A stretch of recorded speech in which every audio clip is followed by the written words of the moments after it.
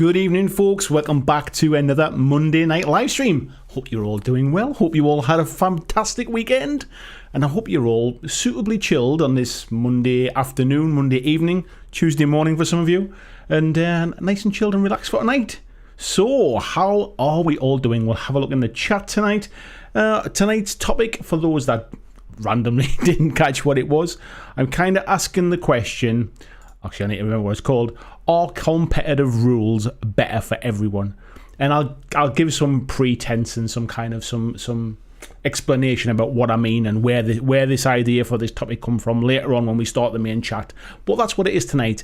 And I'm kind of hoping that you have some different opinions to me, some different ideas, some different thoughts, and we'll have a bit of a lively chat about it. We'll still be chatting about all the other stuff as well, no doubt. I'm sure bacon sandwiches will make an appearance at some point. But yeah, we're going to have a nice little natter this evening. So we'll see what we've got in. Peter Nicholas, nice and early. Thank you very much, Peter. Nice to see you, mate. Lord Maiden, good evening to you, sir. Peter Kuhlman, good evening to you as well. Ortega, hello in the rerun. Feels like I should just record that little bit and just press play on it every week. Mark Wright, good evening to you, mate. Iron is in, howdy to you, sir. Blizzard says, yo ho ho, ye hobby hooligans. Nice to see you, Blizz. Christian, good evening to you, fella. He says, good evening. He's booked in for his first COVID jab on Wednesday. Man, they really are going through the age groups now, mate. You're a bit younger than me, so yeah, they're flying through those groups now. Connor, good evening to you as well, mate. David A, saying that's Austin Christian as well. Yeah, Tiberius as well, saying hello, gadgies. Hello, mate. How are you doing? Let me have a look. Peter saying he's back, so begin when you're ready. I've begun. Thank you very much. Ed Hanley, good evening to you, mate. He's been looking forward to this one all day. I know you're kind of probably more competitive focused than I am, so it'll be interesting to see how our opinions and thoughts kind of vary or differ or align, to be fair. John Estel, good evening to you, mate. He says he's working on some trolls tonight, feeling a bit more relaxed. He's had his first jab. It's definitely going through the age groups now, mate. I booked my tickets for the UK Games Expo today. I'm very, very excited about going. I normally get a press pass to go as part of the channel and stuff like that. But it depends on this year whether there are if there's reduced numbers, there isn't going to be any press passes. You essentially have to buy a ticket if you want to attend. So I thought I want to support it. I want to attend. I'm looking forward to going. So so I bought my ticket today. So I'm excited to get out into the big wide world and start seeing people and talking about games again. James Zom says, greetings all. Hope everyone is having a good Monday. Good evening to you, James. Good morning. Did I say good morning there? I think it's afternoon for you, mate. I don't know why I said morning there. I think somebody else said morning. Al Cluley, hello to you as well. He says, you beautiful people. Excuse me, Mr. That's because I'm drinking Coke now. I've just... really give me a bit of gas there, sorry. Just what you wanted, wasn't it, Mr. Magic? Just perfect timing there for you. Hello to you. Deep Red, good evening to you. Jonathan Elgie, my latest Patreon, thank you very much for joining the crew. Nice to see you, fella. Axe and Axe as well, seeing people formerly known as BlackJack Arenos. VJ, good morning to you as well. There's a bit of rain around, so no run until after the show. So he's got a little sleep in. That's not too bad, isn't it? A bit of a lie in. We've got the Cloyan. Good evening to you as well, mate. Tasty Brain Drain, hello. VJ saying bacon sandwiches. It's been a little while since I've had a bacon sandwich, actually. I might treat myself in the morning after the little one goes to nursery. I might treat myself to a bacon sandwich. Stu, because to be fair, tomorrow will be the first day that I don't have anything to do to kind of keep building the studio. It is all done now. It's all completed. I had to put some lights up today at the other end where I do the painting streams from, so I had to fit that up today. What else did I do? I've done a few bits of kind of odd jobs and stuff in here, but it's done. It's finished. It's all complete now. So tomorrow is the first day I can get back to actually making content, making videos. So I might treat myself to a little bacon sandwich in the morning. It's in competitive bacon sandwich making. I wouldn't mind being a judge in that, mate, to be fair. Stu saying hello all, whiskey and bacon, Sony chat already. Ruas, good morning to good Monday to you, I should say. Wishing you all a great week. Ranton Badgers in says, can you shout out to my wife Sam, who is painting with a broken ankle? Sam, it's much easier if you use a brush rather than painting with a broken ankle. You won't get like the nice fine details and stuff. But hello, Sam. I hope you are well. VJS is not sure about making, but I could do competitive sandwich eating. Yeah, I think I could be the judge. Andrew Cook, good Tuesday morning from one of the lands down under. Another Aussie there. Nice to see you. Radak says, what is a BlackJack? A dead body? It's just a bit of an affectionate kind of like name for the folks that kind of hang out. I can't remember who came up with it, but yeah, BlackJack was the affectionate name, I think. Joachim, good evening to you, mate. He's painting his skeletons tonight. Did I say skeletons? It sounded a bit funny there. Skeletons. Andy Smith, good evening to you. We've got Palmsy in as well. Nice to see you, fella. Of course the chat just jumped there as well, didn't it? Stu making the same joke there as well. VJ's got his green tea, very nice. John Kellogg, good afternoon to you, mate. Says different type of hobby today, rolling silverware for my daughter's wedding. First of all, what a nice hobby, and second of all, what an amazing thing to be able to do. It's like there's some things in life that where like you just like you get to do some nice things, and to be able to do that for your daughter's wedding, it's fantastic. I might be able to kind of paint a miniature for the top of the cake for one of my son's weddings, maybe. Paul Inman, good evening. Nice to see you in as well, mate. Yeah, he says, looks like he lost the side effect lottery. I was a bit rough for a couple of days, but nothing too serious. Not compared to when I actually had COVID anyway. Lobin says, it turns out that Malifaux guns break easily. Sorry to hear that, mate. Al says, I'm liking that 666 shirt. You can buy this 666 shirt, mate. This is one of mine from the merch. You can see just in the centre there. In the centre of the 5 there is a little BlackJack logo. This is one of the t-shirts in my merch store. Busey, good evening to you, mate. Hello, Ryan, as well. Another one of my Patreons who's just joined. Thank you very much. Bobby Clark's been playing with oil paints today. Nice one, mate. I always like to see what you've been up to. Ari Don, good evening to you as well. Hope you're doing okay as well. I am very well, thanks. Tony Howell, good evening to you as well. Wow, there's a few in here.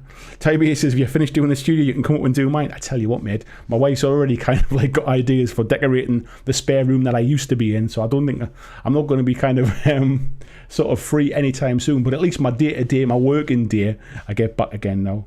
John says he was playing Armada earlier, braving it out in the rain, and then the thunder started. It absolutely chucked it down, mate. I can't believe you were out there in the rain.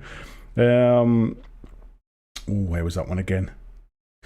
The Clawscene, he's dragging Andy Smith to the Games Expo this year. I hope to see you both there then. Peter Stockdale, good evening to you. It's in Jesus dad joke hell. Ranting BlackJack, you are very welcome. Both of you are very welcome. I hope the ankle heals up very soon too. Ryan says his little boy Aiden says hi as well before he goes to bed. Aiden, wasn't it? Yeah, Aiden. Make sure you go to bed. Do your dad a favour. Have a good night's sleep, okay? Kiwi, sorry. I mean, I just almost always assume I get quite a few Aussies coming in here, not so many Kiwis. So thank you very much for joining us. But yes, sorry about calling you an Aussie. Relax says that was a bad joke. Mountain Gremlin Games is in as well. Let's skip ahead a little bit because we've got loads of chat to catch up on as well. Michael Cowan, nice to see you, Michael. Actually, just while I say as well, you followed me on Twitter today, and I was looking at your photographs. Absolutely beautiful. I'm assuming you're a photographer. I think you said this before, but some beautiful photography there, mate. Andy Smith says, hobby hooligan. Al says, the broken bone joke makes me think of telling an old friend I broke my arm in 3 places 2 weeks ago. Whose reply was, you better not go back to those places. Gareth Lewis, good evening to you, mate, as well. Tony said his first hour might be a bit intermittent. Both boys are with him tonight. Hello to Tony's boys as well. Mike Pierce, hello to you. He says he's starting some Mantic Armada today.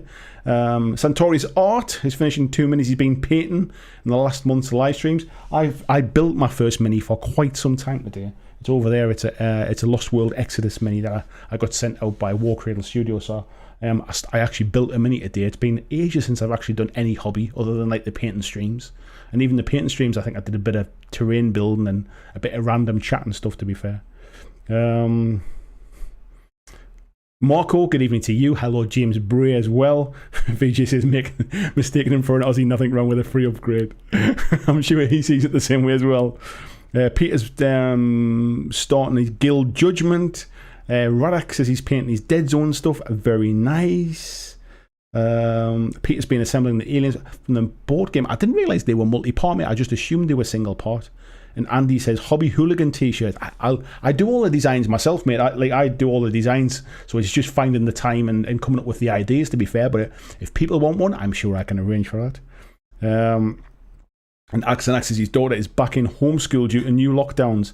And that's also why I'm not at work. Oh, dear. And Ed's finishing off his 2 unmade and getting some paint on his Fleet Troopers. Well, I did actually catch up with the chat. That's not too bad going, right? I'll have a little drink here. And then I think what we'll do is we'll crack on with the main topic tonight. So, as always, I've got some notes. So we'll click all the right buttons, and then I can get back to making those Tuesday clip videos that I used to do as well.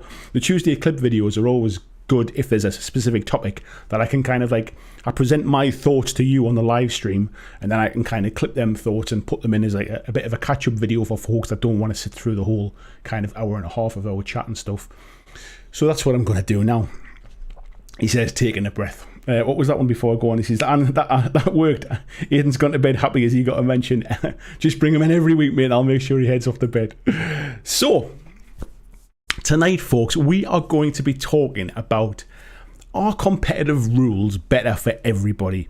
And you might be saying, what does he mean by competitive rules? What does he mean better for everybody? So, what do I mean by competitive rules? Some games are designed to be competitive or have tournament play in mind. So when the designers, when the games companies, whoever it is, are designing that game, they have that tournament market in mind.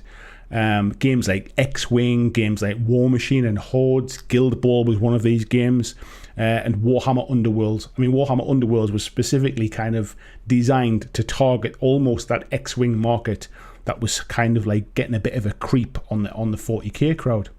Some games are just designed to be completely kind of casual or narrative, however you want to position it. So some games like Rangers of Shadowdeep, you wouldn't kind of say that was a competitive game. Games like Frostgrave, The Walking Dead All Out War, and things like Burrs and Badgers. These are designed to be quite gentle is a word I was going to use, but I wouldn't say that they're kind of like a gentle game. They're designed to be just players kind of have a bit of fun. You can kind of, I suppose, sort of, you could have an event as opposed to a tournament, but they're not designed to be finely balanced or be mega competitive, if you like. And then some games aren't designed with tournament play in mind, or competitive play, but they end up being adapted by a community that really likes that game and likes to play competitive games. So All Out War, for example, was kind of developed by the community, I think, to be able to be played competitively. And then Mantic went on and released The Walking Dead, not All Out War, Call to Arms, I forgot the name there, which was a more competitive focused side of those rules. And then we get games like Warhammer 40k, I would say previous editions rather than 9th edition, and Age of Sigmar as well. Because these kind of means that being designed with competitive play in mind, it generally means that the rules are a lot tighter. It means that there's very little ambiguity. Balanced lists tend to be kind of sort of important as well to the player base. Lists and stats that are updated regularly as more data emerges. So the more games that are played, the more events that happen. You sort of see certain models kind of becoming auto-include. You start to see certain armies at the kind of top of the rankings. So the game is constantly updated and kind of adjusted and shuffled around a little bit to try and constantly balance it. And it also means that future releases for certain games that are designed with the game balance in mind. So that's what I mean. That's what I mean by competitive play. So a competitive rule set, it can be played casually too. So why wouldn't all games be designed with casual play in mind? And why isn't it just better for everybody if that's the case? So if the company designs a very competitive rule set, which is really finely balanced, which has rules that are constantly kind of updated, they're really, really clear and concise and really tight, isn't that better for everybody, no matter whether you're a competitive player or whether you're a casual player or a narrative player? I'm not saying that this is my point of view. I'm kind of posing that as a question.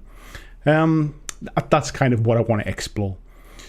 So what prompted this? was a couple of things I've seen recently online and bits and pieces. But at the weekend, we saw the announcement of Warhammer Age of Sigmar, sort of version 3 or 3.0. And there was an interview with some of the game's designers. And there was a couple of quotes that I've written down here because this is what kind of stood out to me.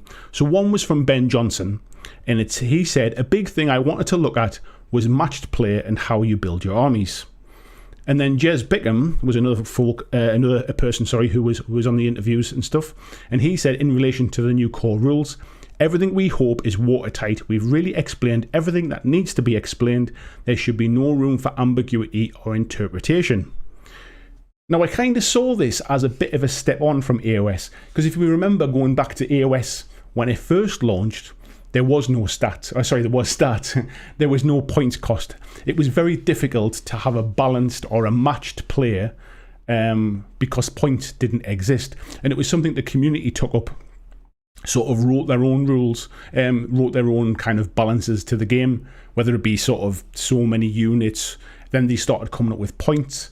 And then eventually Games Workshop decided to kind of include that in the game, and along came the General's Handbook.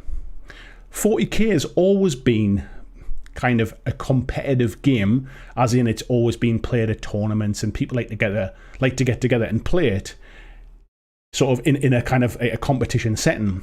But it's never been that finely balanced. It's never been kind of designed from the ground up with tournament play in mind. And this is where we get things called compacts. It used to happen a lot for Warhammer Fantasy, it used to happen a lot for 40k, and obviously it started with Age of Sigmar as well, which is where the community themselves actually write some limitations or some kind of, you can only take 2 of these because 3's broken type of thing. That's what a compact is, a competition pack.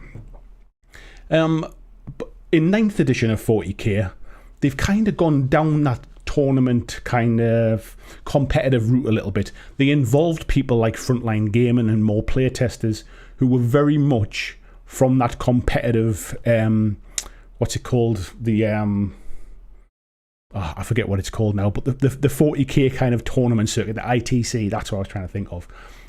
Those are like those kind of compacts of the past. Those people were more involved in 9th edition.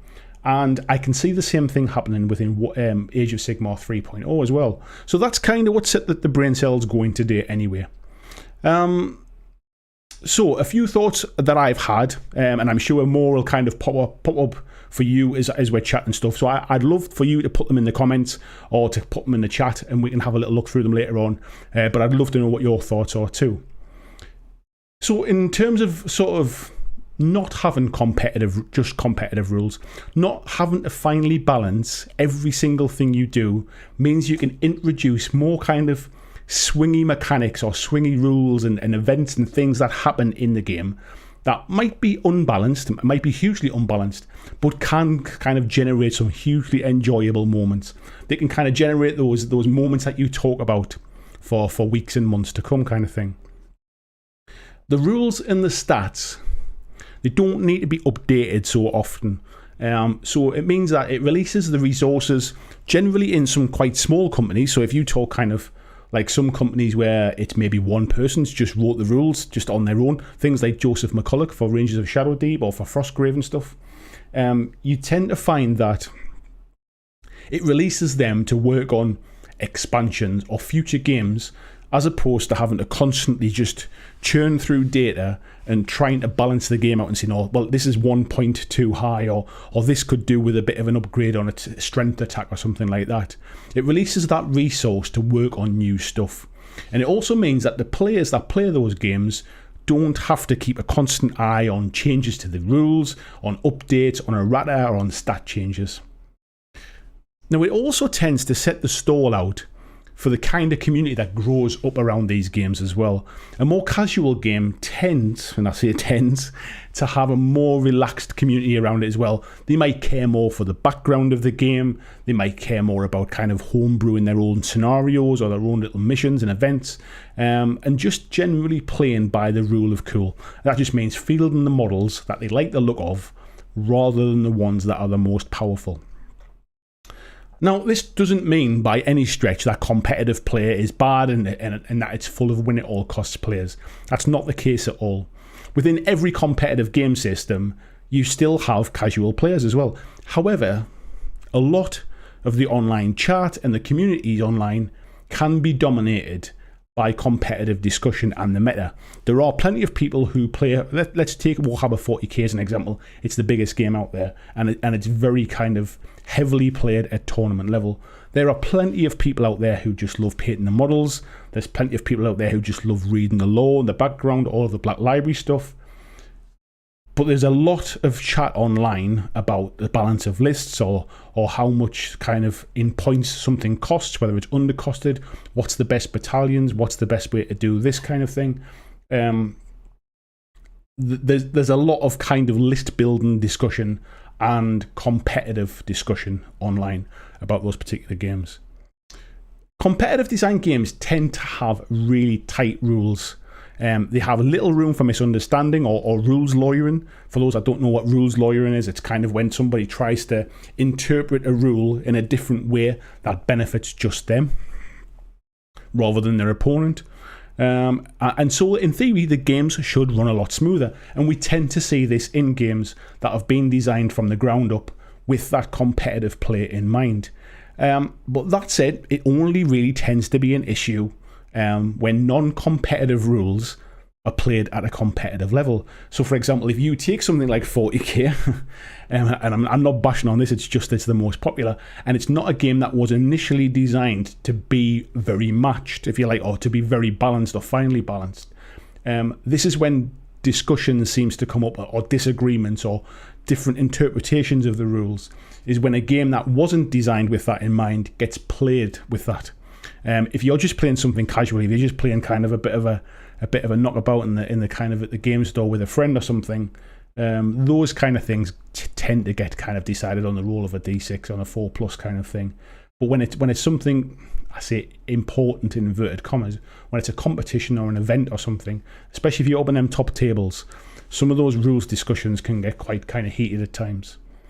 And this is really where compacts tend to come from. What you tend to find is that people that run these events and run these tournaments, they see these questions coming round time and time again, and this is where the community tends to kind of say, right, when it comes to a tournament, this is the ruling, this is what we're going to do, kind of thing. Now, competitive rules can sometimes stifle new direction and new ideas in a game, as well as whatever you come up with needs to fit into the game and not break the balance. It needs to not be game breaking. It means that it needs to be good enough that folks want to buy this new model and they want to take it in their armies or in their lists, but they need to be able to want it without it being broken, without it being kind of, what I mean by broken, for those that don't know, is it basically it breaks the game because it's too overpowered versus its cost compared to like other models. Conversely, it also needs to not be underpowered, because whilst some people will just buy models because they look cool, some people will buy models in a competitive game based upon how good they are. And if the company brings out a new miniature and it might look nice, but it's not as good as something else in the game that would do that job just the same, why would you ever take it? So it doesn't always happen. It doesn't happen and I think, to be fair to 40k, as we talked about before, I think because it is not ultimately finely balanced, it allows them to kind of bring some of this stuff out. It allows them to come back and revisit points down the line and things like that. And some would even say that there's a sales model in making something a little bit overpowered, selling a lot of them, and then pulling it back in line with the rest of the game. I'm not suggesting that's what they do. It's a sales model. Competitive games as well can be where we get mismatched games, and this is what when I say mismatched games, I mean mismatched in player expectations. And this is something I think that gives competitive players a bad name, and I think unrightly so. I don't think that there's nothing wrong with people who are competitive. There's nothing wrong with people who prefer to play it in a different way. But if you put the two of them together, who have very different expectations of what they want from a game, this is where it starts to get a little bit kind of a little bit unfun, for want of a better phrase.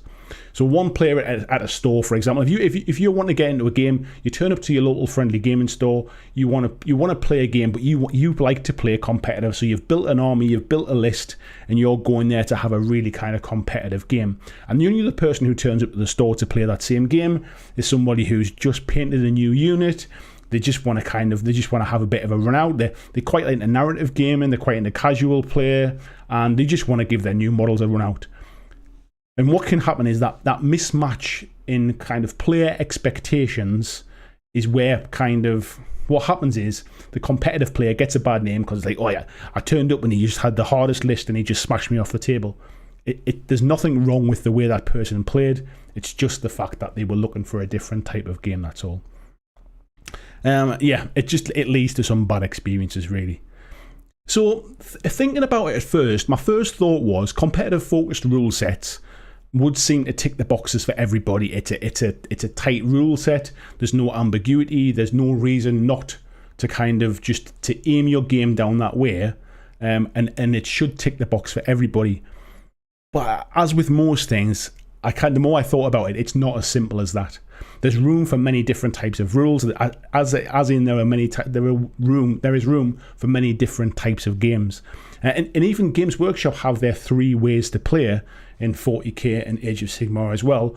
Although personally, I don't really hear of people playing anything other than match play. If you do, I would love to kind of hear that. If you play a kind of like narrative play or open play, I'd love to know that. But personally, in my experience, I don't really hear of those things being played.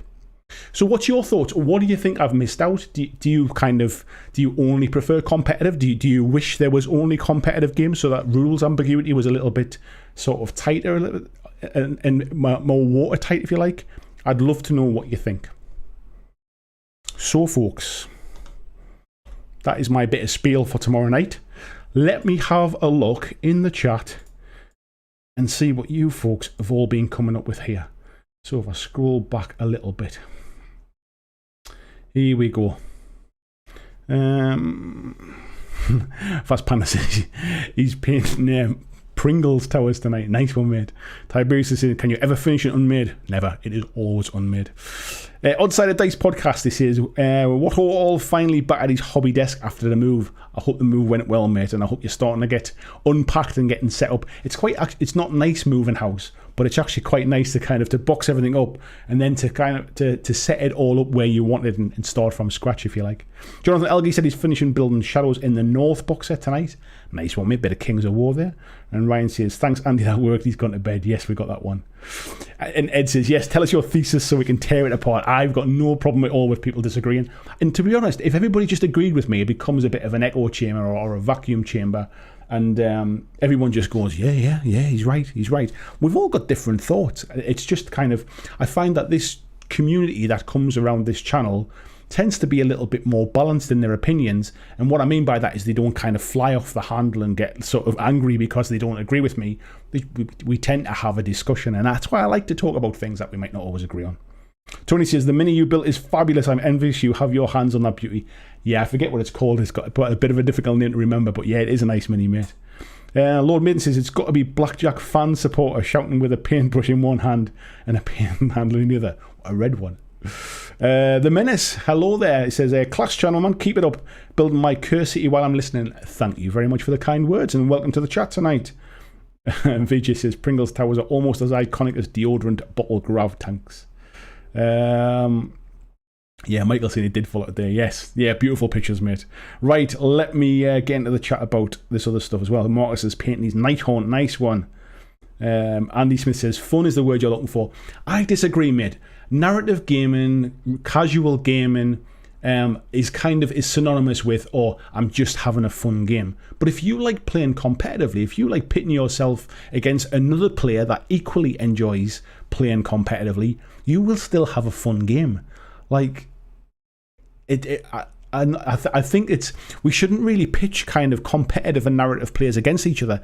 They just like different parts of the hobby. In the same way, we shouldn't pitch people who only paint minis with people who only play games and don't paint. They're just different facets of a hobby. Like, if we wouldn't kind of sort of pitch people who let's talk about photography, because we've just been talking about it there.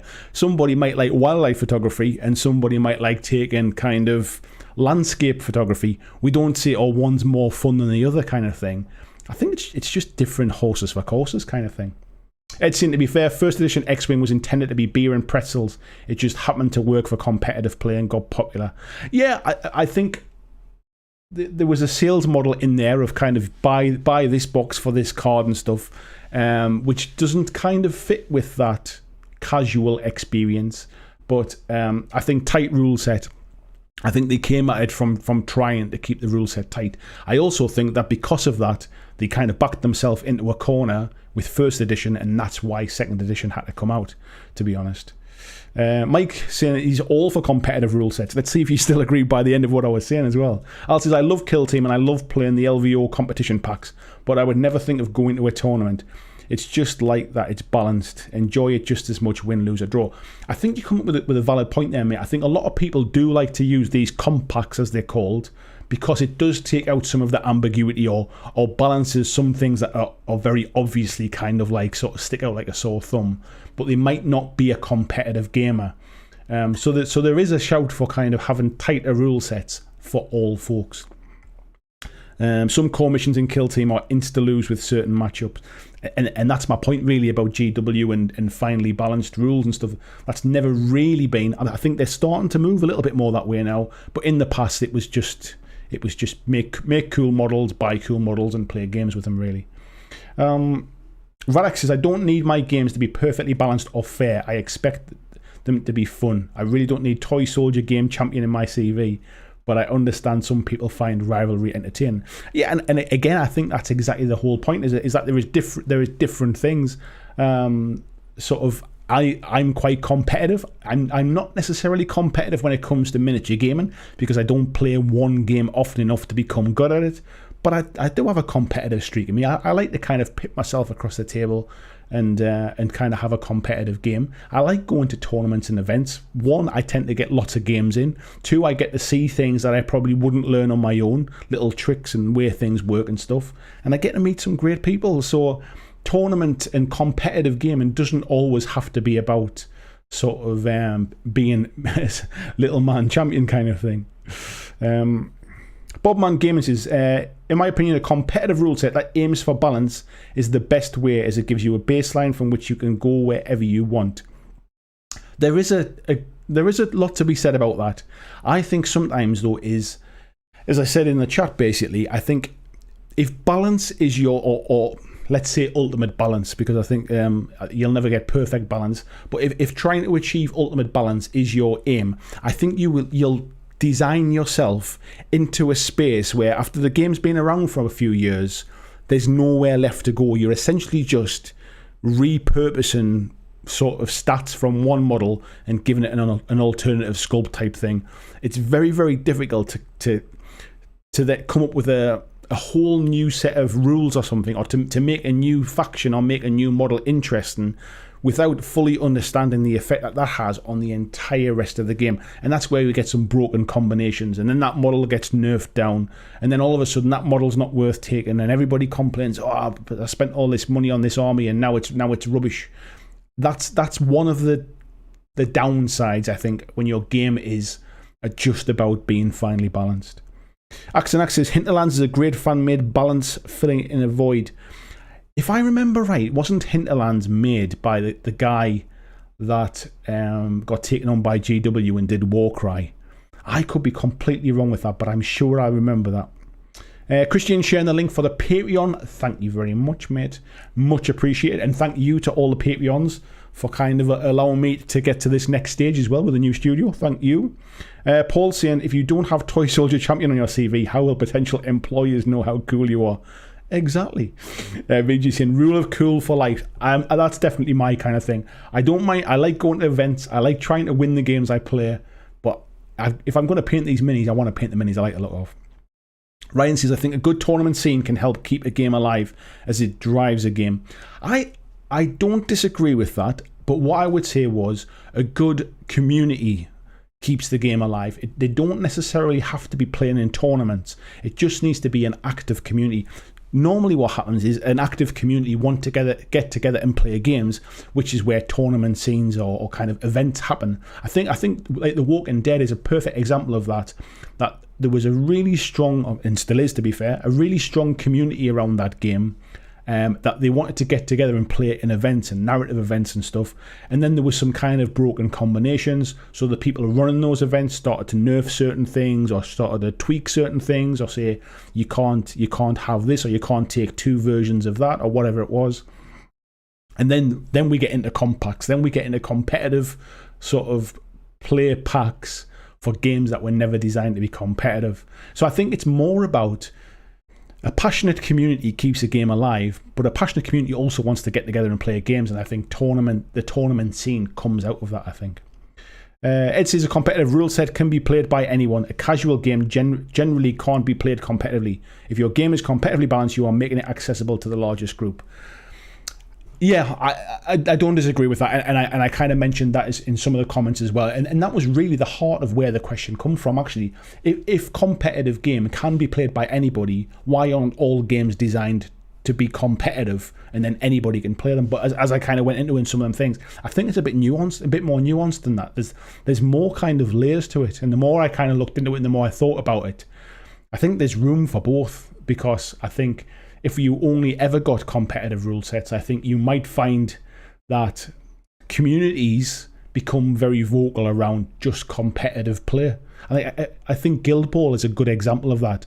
Not the fact that the game doesn't exist anymore, but most of the chat I saw online for the game was kind of tournament play type focus. And that was a game that had some beautifully written background as well, and some fantastic miniatures. But I saw most of the chat was around competitive play. Chicks love toy soldier champions. I like that one. Ed says perfect example of a community coming up with a FAQ is Kill Team. Kill Team's streams Kill Team FAQ. Pretty much all the events outside Spain use it. Yeah, and I think another game I could have explained was Infinity. So Infinity by Corvus Belli, they run their own kind of ITC type thing, and they don't control the tournament circuit, but there's very specific tournament rules for their game, and that game is designed to be balanced and competitive, and the company embraces that and really kind of sort of leans into that. Whereas, like you say, something like Kill Team, I think, much in the same way I spoke about Walking Dead before, the community forces the hand there, basically, and the community becomes like sort of they become big enough and they become loud enough that they come up with something themselves to solve a problem, if you like. Iron says, with 3D printing and more friendly attitude to mini agnostic games, it doesn't matter how cool or lame the company's minis are. I'm going to have the coolest ones I can find on my mini factory. There's nothing wrong with that at all, mate. Not at all. And I know some people say, like some people talk about Kings of War and say, oh, it's great because you don't have to sort of like you don't have to have all Mantic minis. You don't have to have any company's minis for any game. You might if you want to go and play in a kind of a company sanctioned event. But you can use any minis in any game, to be fair. So when it comes to rule of cool, like honestly, like just paint the minis you like and use them in your games. If you're going to play competitively and you're going to play tournaments, you might have to kind of like sort of toe the line with certain requirements. Ed says the Spanish guys disagree with KTS on adaptive tactics. Spain is right, in my opinion. I don't really know much about when it comes to competitive stuff for Kill Team, but I do know from my own experience playing Kill Team that there's some stuff that needed to be done to make it a competitive game. Ed says hobby heroes turning up in an event practice night with their fluffy lists and expecting to get a narrative game. But I think that's the kind of like both sides of the coin, really. That's exactly what I was really talking about. It's neither one of those people are wrong. It's just it's the balance of expectation, really, is the reality. Right, let me just, because that one just jumped ahead there when I was reading that one. Let's find out where it was up to. My God, it's going way back now. Here we go, I found it now. Small, good evening to you. Hope you're well. Busey says, sod the points value. The ones that look better are better. In my head, mate, they always are. Tiny War Games, hello, fella. How are you doing? Ryan saying, you often get bloat with lots of FAQs, erratas, and updated lists. You do, mate, but and the other side of that is companies that really lean into that is how they generate revenue as well, because what they do is they get to a point where, guess what happens? We need a new edition because everything's got a little bit complex and a little bit convoluted, and there's a little bit too much to balance now on it, like in isolation of everything else. So let's just go back to the drawing board. Let's reboot it all, and let's have version 2. Let's have version 3. Let's have version 9. And in itself, it can be a sales model as well. David A says, I would love to play open war 40k, but everyone I meet wants detachments, stratagems, etc. That's kind of my point at the end of the conversation I was having there, mate, is I only ever hear people talking about matched play. Now, I don't know if that's just because it's easier to get a game that way, and so basically, if I'm going to my local store, if I'm going to my local GW, I'm just going to play match play because that's what everyone plays. But I never hear anybody like sort of playing garage games or playing at a local club or something like that who play kind of open play, for example, where you literally just take whatever you like. I would love to hear more about that. I just never ever hear about it. Paul says, only a fool would write a game in English and then claim it clear and unambiguous. You are not wrong with that, mate. To be honest, I did think the comment from what was the guy's name again? Jed. Is it Jed? Let me just go back again and find his name. Jez. That was it. Jez Bickham. I did think that is going to be a little clip of video that gets kind of trotted out every time there's any kind of rules kind of ambiguity, any kind of disagreements about the rules when something's not very clear. I think we'll see that little video about what did I say the quote was? Everything we hope is watertight. We've really explained everything that needs to be explained. There should be no room for ambiguity or interpretation. I can see that coming out to haunt him on a weekly basis.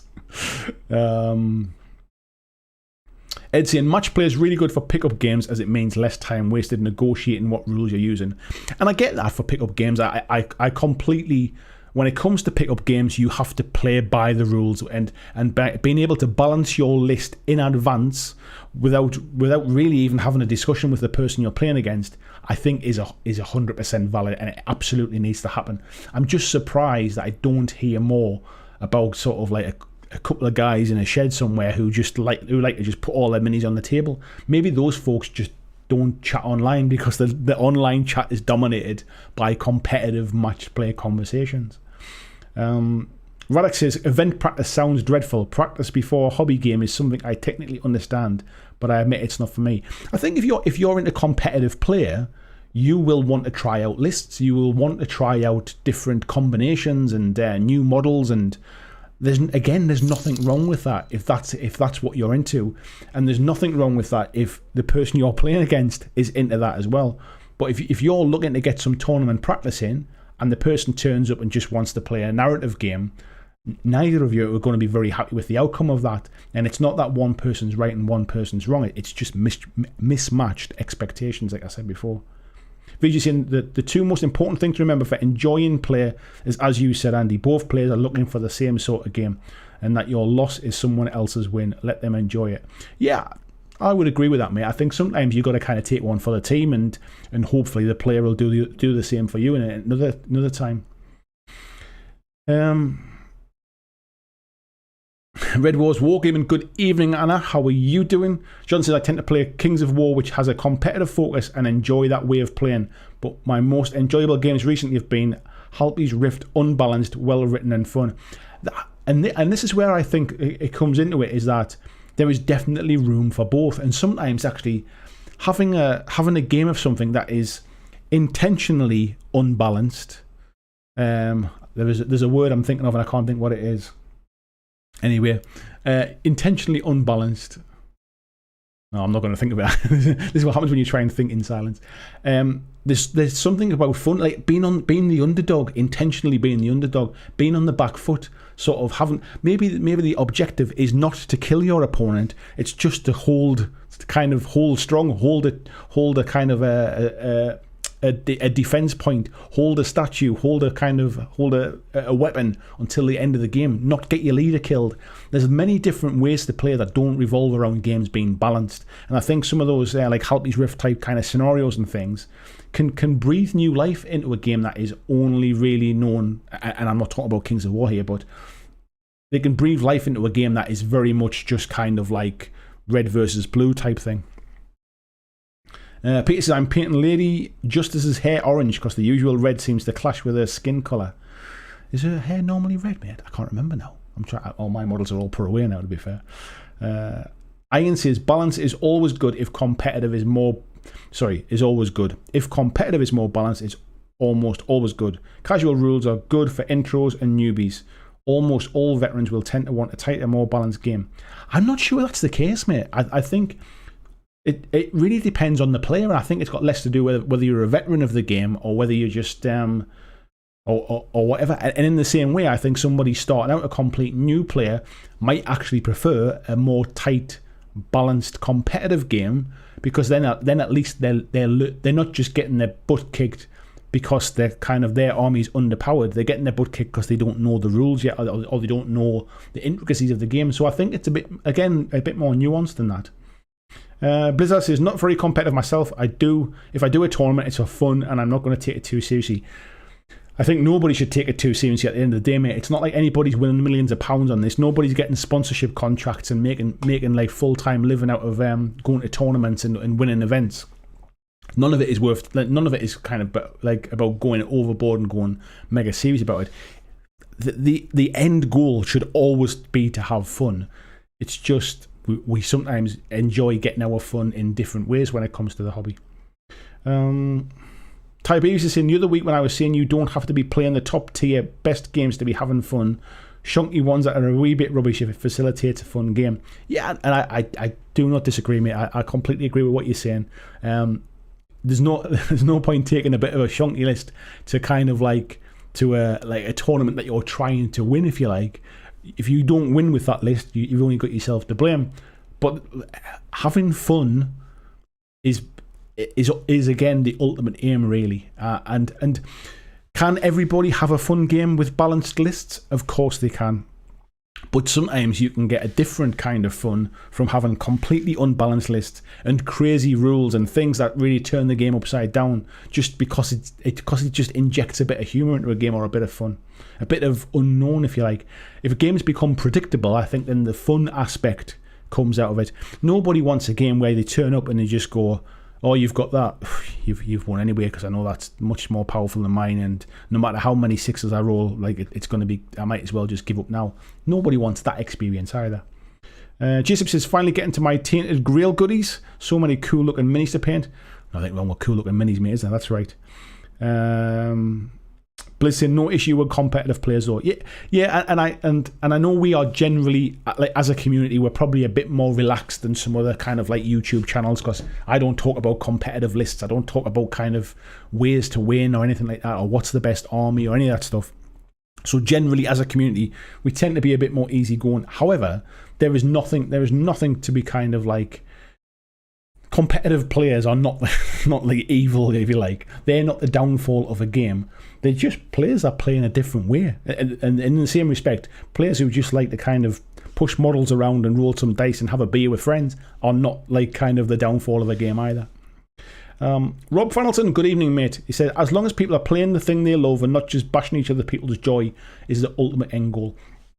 Yeah, definitely, mate. And I think it comes back to what I was saying and what VG said before as well. It's about mismatched expectations. As long as you both know in advance what you're getting yourself into, what kind of game you're trying to achieve, but be that kind of a more relaxed kind of narrative player, or whether it's a kind of, it's a bit of tournament practice, we're both off to some event at the weekend, let's try our lists out kind of thing. You'll have fun, but it's the mismatched expectations that causes the issues. Michael says he's mini painting and 40k low at the moment. Gaming will come later and probably as casual as it can be. To be honest, Michael, I started exactly the same way. When I first got into this hobby, probably going back, how many years ago? Probably only about 12 years ago, something like that. I just painted. I painted for the first couple of years. Really, all I did was buy miniatures and paint them, and it was purely the fact that I got loads of painted minis. I thought I should probably try and kind of see how to play this game, kind of thing. That was how I got started. But it was purely meant to be. I didn't really interact with stuff online. I didn't really kind of like look on Facebook groups. I wasn't on Facebook back then. I didn't go on like kind of forums and stuff. I basically just sat and put music on or put a video on or something, and sat and painted as a bit of a way to relax, really. So everybody enjoys it in a different way. Fast Panda saying, as you know, I mostly play Infinity. Personally believe Corvus Belly have it spot on. It's a competitive game and there's a whole ITS system to govern the tournament. There's no meta list, unlike other games, and they publish the league, and there was, last I looked, 5% difference between the winning factions to the least winning faction. Yeah, I think that's generally kind of... I think folks look at the Infinity tournament scene and see that it's relatively balanced. I think they seem to do a good job of it. Tiberius says, I think X-Wing was a game before the models were Star Wars. They had a license for it. X-Wing used to be Wings of Glory, I think it was, mate. I think it was called Wings of Glory. And they basically took the rule set and converted it over to X-Wing. And I think they also converted it over to Star Trek as well for Star Trek Attack Wing, I think it was called. But I'm sure it was called Wings of Glory. And that was the basic rule set anyway. Rob says, I'm down for rules that are interesting, fun, and fulfill the point of their design. Yeah.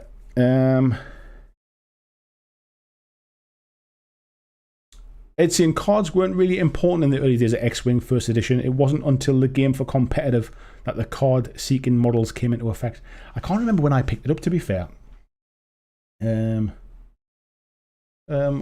Let me just check my screen a second there. Something's just popped up there and I can't see it from where I'm sitting. First of all, Tiny War Games, thank you very much for the donation. For some reason that hasn't popped up on my screen. I can't see that. I don't know why I can't see that. Nothing's popped up for me. So thank you very much. And Al Cluley as well. I think he's just I think you just upped your pledge as well, Al. Thank you very much, mate. That's hugely appreciated. Asymmetric, that was the word I was thinking of, by the way. Thank you very much. Let me go back and see where we're up to with the chat here again. I'm just going to dive in. Because there's so much chat. I found it again.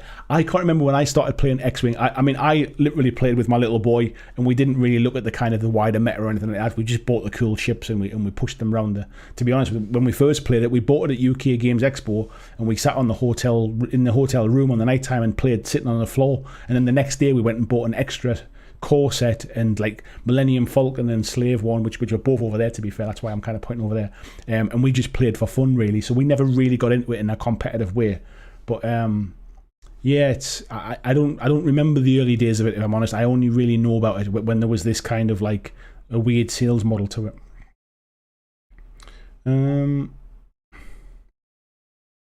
Right, I'm going to skip ahead a little bit. Axe, I know the Hinterlands guy got hired on by GW, so you're probably right. Yes, his name has just escaped my mind, and I'm sure somebody will remind me. But yeah, I think he basically made Warcry alongside Jervis Johnson. Ian says, I think... Oh, before that, Christian sharing the link for the t-shirts worn by Andy. Thank you very much, mate. Ian says, I think the issue of new content in a balanced system is one that the job of the games designers. And to be fair, the community must give it time to work out the kinks. It is the job of the games designers, but I think as has been mentioned by games designers, you can design yourself into a bit of a cul-de-sac. And it's, a lot of the time, it's why a game gets a 2.0 or a 3.0 version, or a third edition, or whatever they call it. It's because I think you can design yourself into this kind of little cul-de-sac of, I've got nowhere to go now. I either just keep creating the same stats, maybe like sort of this 4 goes to a 3 and that 3 goes to a 4 kind of thing, to try and like, and it makes it look like we've got new models, but essentially you're playing with existing stats, really. And especially if your game relies on a D6, it can be quite constraining, really. I think it's in the special rules and stuff. It's in the special stuff that things can do, and in that's when it becomes so difficult to balance, because there's so many sort of combinations and permutations of, well, if I take this model with that model and my opponent's playing that one, then this happens, but this opponent has a way to combat that one, and that's where the balances gets a little bit kind of out of whack and stuff. So I think the same thing happened with Guild Ball as well. I made a video about it a while ago, and essentially I think they basically ended up just sort of engineering themselves into a bit of a corner, and without a full reboot and a full refresh and starting to take everything back away and start again. I think the only way out was to kill it off, really. Maybe it wasn't. You could have just said we're not releasing any more models, but the game is still available if you like. I think beta testing helps communities accept changes a bit easier. Maybe, yeah. I think some companies don't like beta testing because they like to sell codexes or they like to sell army list books. So that they tend not to do public testing. Some companies are quite open about it. Mantic at the minute with Firefight 2.0, they're quite open with kind of doing testing. Games must change. Communities have to embrace it. Now, I think that you're hitting on something there. Games must change, I think, over time. And saying that communities have to embrace it, I think what happens is sometimes communities don't want change because they love the game as it is and they're fearful of it becoming something that they don't like. So what happens is, especially with competitive games, they basically they just want it, they just want you to keep balancing it. They want to keep tightening up the rules, and they don't want the game to change. And I think sometimes that can really kind of put the like a tight grip around something. Tony says, Privateer Press fell foul of this when they aggressively billed War Machine as competitive only, which excluded a large market. I'm not sure about excluding a large market, and I'm not really sure. They say competitive only. They definitely build it as competitive, that kind of like play like you've got a pair type thing. However, I think they did a similar thing. I think they backed themselves into a corner. Mark II, which was when I played, or Prime 2, I really enjoyed War Machine back then. But I think they got to a point where they just weren't selling enough models. They weren't making enough money from it. So they did a reboot. They went to version 3. They tried to include like sort of bigger armies, if you like, or bigger sort of like lists. And eventually it just kind of killed the game off a little bit. And maybe that's an example of why sometimes change, you might need to change to keep making money. But unfortunately, if you break the rules that are working, you kind of pay the price for it sometimes. And he says, I play for fun, but I still want to win. I think that's kind of me, mate. I'd much prefer to win than lose my games, but I'm not going to cry about it if I do. But you said, just realised Andy is saying comp pack, not compact. Yes, it is a comp pack, as in a competition pack or a competitive pack. A stagnating game is often a dead game. It definitely can be. I think some games, obviously, like if you think about things like Blood Bowl, the community took it over. They had their kind of living rule book that didn't really change a lot, and you could say that game had stagnated. However, lots of people enjoyed playing it. I think a similar thing's happening with Guild Ball now, is that there's a community group that are kind of taking up the reins and will continue to play it. The same thing happened with Necromunda, that there was a kind of a community that kept the game alive. So I think if there's an audience for it, if there's a community for it, not being supported anymore doesn't necessarily kill the game, but definitely if a game isn't supported by its creator when there is still room left to go, I think it can kind of dwindle over time. Andrew says, can a competitive game be too restrictive for some narrative or casual players, not being able to field fluffy lists? I think what tends to happen with competitive games is they tend to be much more restrictive, like you must build your list in this way kind of thing. And that might mean if I want to take this one cool model that I do like, I can't take this other cool model that I like as well. So I think it can be restrictive. And I think that's why like Games Workshop with 40k and with AOS, they have that open play, which is intentionally designed to be just take all the cool models that you like. I'm just not sure like sort of how much that's used really.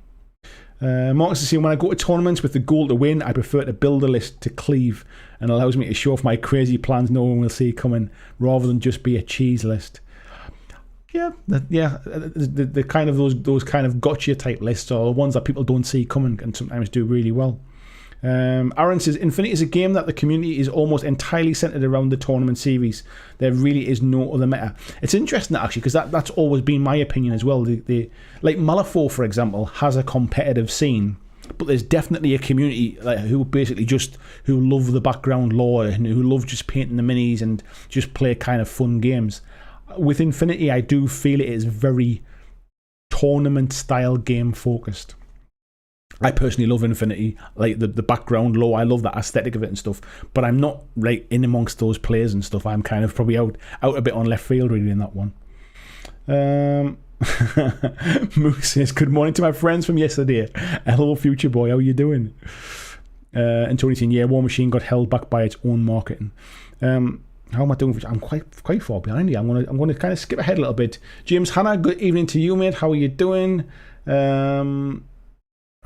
Outside these podcasts, you said that comp games have better rules.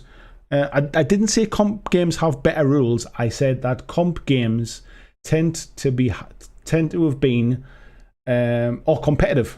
Not necessarily better rules, just tighter rules, mate. I think what I mean by that is there tends to be less ambiguity. The rules are cleaner, and there is less room for kind of misunderstanding the rules. And it says, I don't agree with that. Badly written, ambiguous rules are the same no matter what style they're aimed at. You mentioned Bros and Badges and Rangers both clear rules. Yeah, I'm not saying that narrative games can't have really clear rules. I'm just saying that those games tend not to be finely balanced. What I'm saying is competitive rules tend to have, or should have, very clear, concise rules. And if they don't, then that's a badly written competitive game. I'm not saying that it's kind of better or anything like that. Marcus is saying, for me, the best win is when I leave an opponent confused what happened. I'm not really sure about that one, mate. James says, I do fall foul of wanting to play right. I spent ages sorting out the points for my neck runs before I ever used them. Power level would have been more than enough.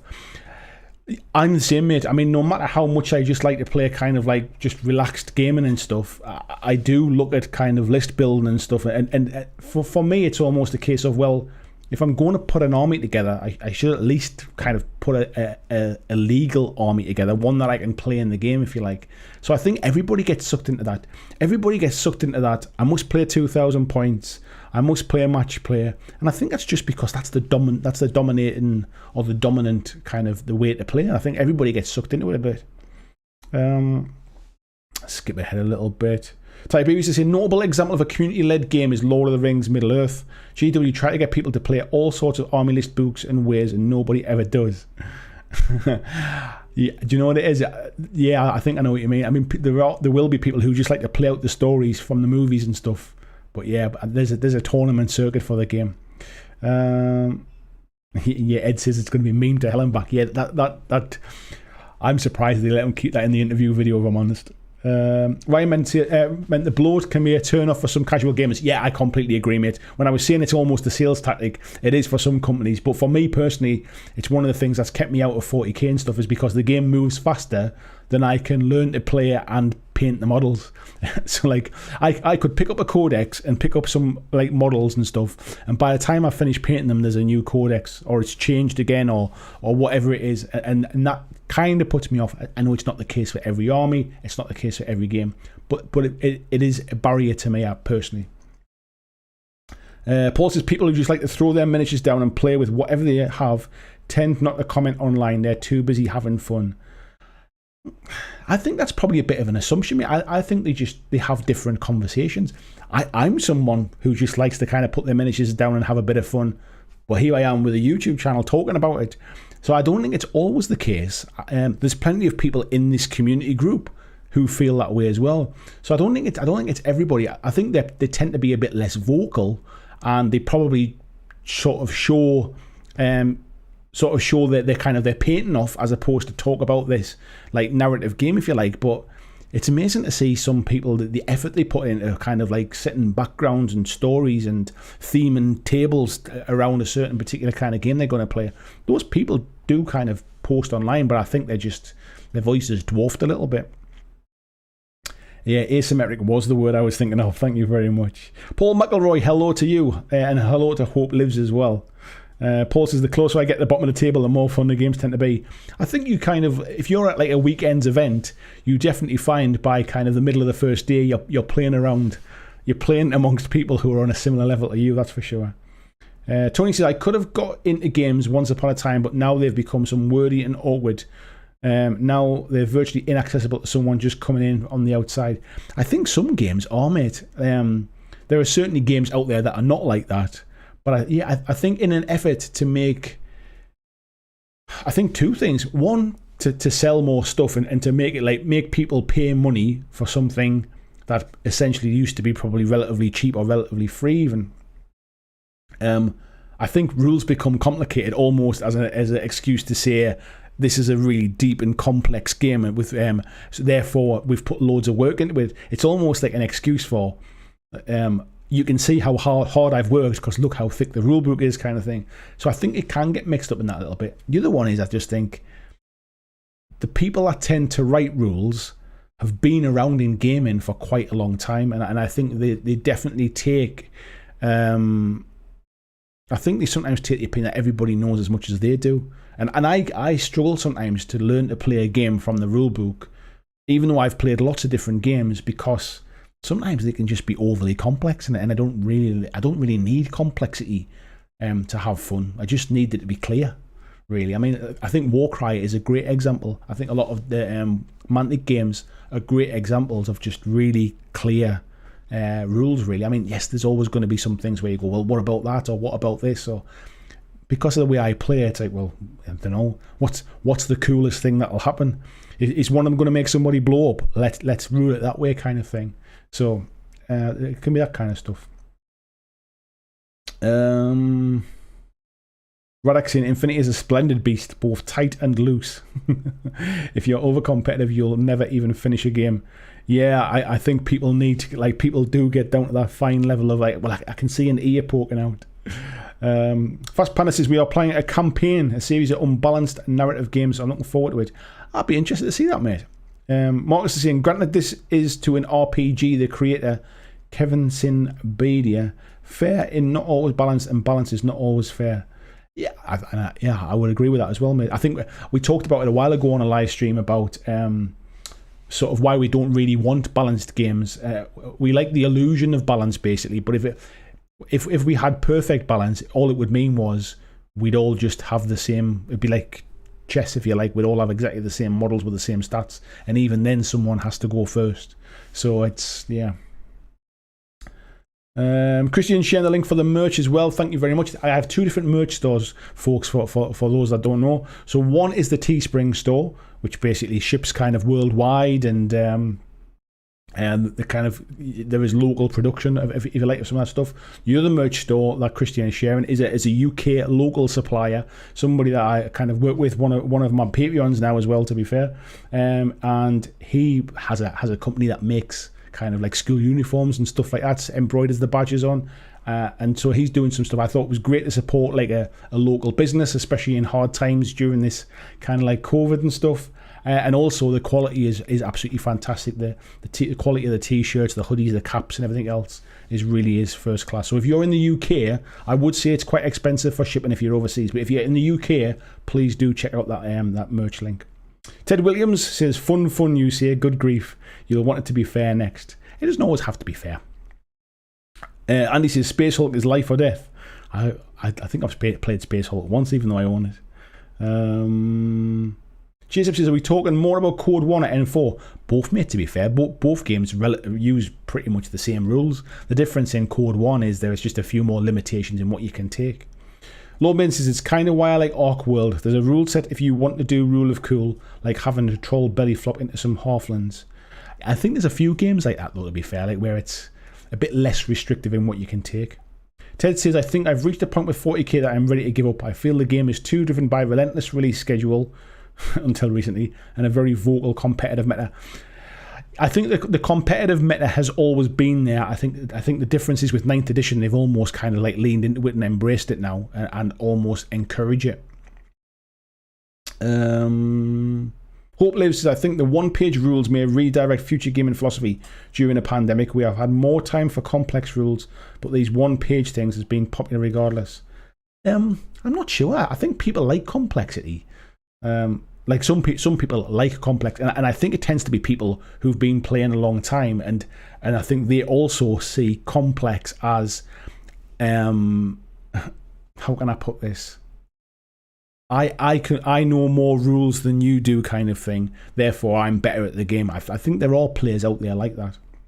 Just don't get up, Ted. Just find other, or don't give up, Ted. Find other gamers like yourself. Sometimes that's not as easier said than done. Hope lives says, I'd love to know what percentage of people buy for the minis and never play games. I play maybe 10% of my games, but paint them all. Do you know what it is, mate? I think the people that actually play games are way. It's quite kind of like a small percentage. I think they're just vocal, as we were talking about before.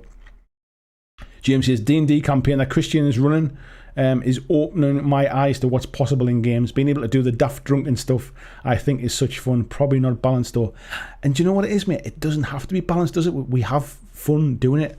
I tell you what, the chat must have jumped ahead there. I'm right down to the bottom there because that was the last comment. Right, let me go into some of these. Wings of Glory, X-Wing, Star Trek Attack Wing, D&D Attack Wing. I forgot about D&D Attack Wing, yeah, with the dragons. I forgot about that one. Marcos says, who's going to UK Games Expo this year? I am, mate. I bought my ticket this morning. My hotel was already pre-booked.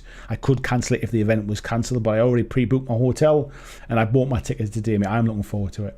Mike G says, I collected everything for D&D Attack Wing except the huge dragons. Played it twice. Jimmy G, good evening, sir. He says, all games are competitive. It's the nature of gaming. It's degrees of competition. Okay, let's go with it then. Even a beer and crisps night, you still want to win, even when it's just to gloat. All games are written to be competitive. I think games are written to be adversarial. I'm not sure they're written to be competitive. I'm not sure I agree with that, but I do know where you're coming from. I understand the kind of the point of view. I'm not sure, mate. Al says, I'm still skeptical. I'll go ahead, but I hope to do the next one. I'm not skeptical at all. It'll go ahead, mate. Why would it not go ahead? Because we're on track for middle of June to have like zero restrictions. We're only like a month and a half away from that, and everything seems fine. We've got 20,000 people going to kind of the cup final at the weekend. I just honestly can't see why it won't go ahead. I'm looking forward to it. The quicker we get back to normal, mate, the happier I'll be. Jess says, evening folks, I don't tend to worry about competitive games as I kind of assume it'll lose. So I tend to do interesting story driven. I don't go into a game expecting to lose. I kind of understand I probably will because I don't play very much. But yeah, I don't go in defeatist attitude. Paul says, games don't have to change for any other reason than designed obsolescence. Games only have to change to drive sales.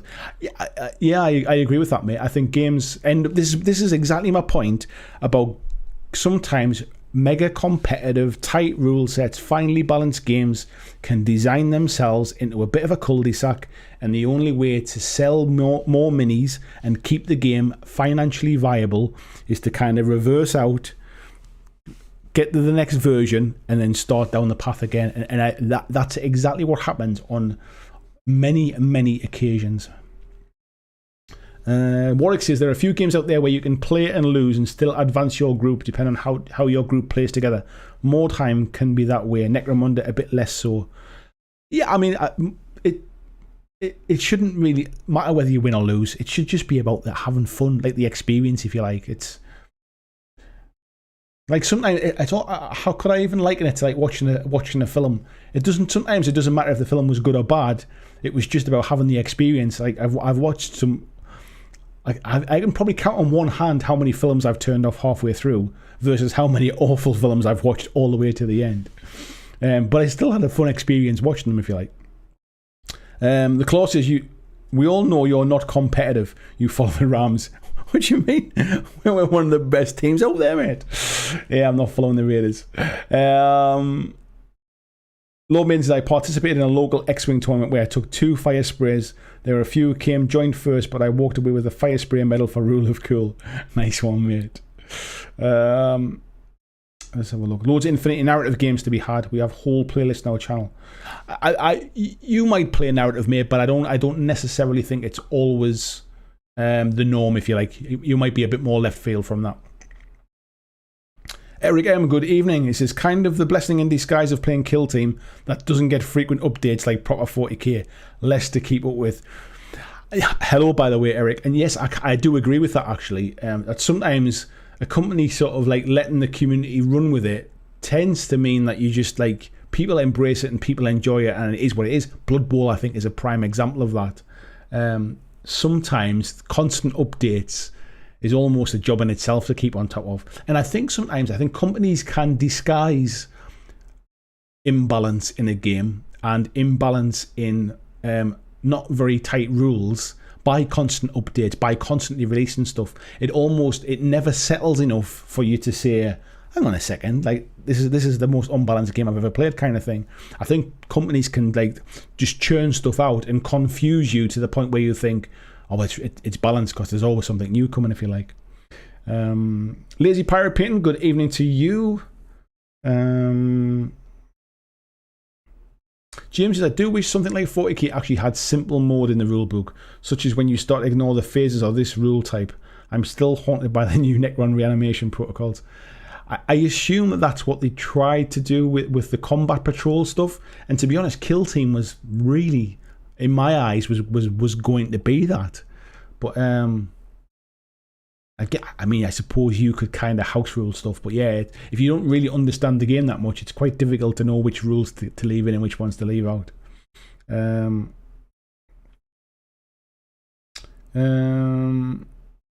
Let's scroll ahead a little bit. I think I've just caught up with some of that chat now. Mike G says, I buy minis and hardly play it, and if I do, it's a mini agnostic game. I just use Rule of Cool. I think the last kind of 12 months has kind of thrown a spanner in the works, and I think it's hard to tell because hardly anybody's been playing, to be fair. And I've certainly had the opportunity, the time to play games, because I've changed my job now versus where I was last March. However, I haven't had the opportunity to play the games. So yeah, I'm not really. I certainly will be playing more now, but yeah, I think the vast majority of people don't play the amount of games that they think they do.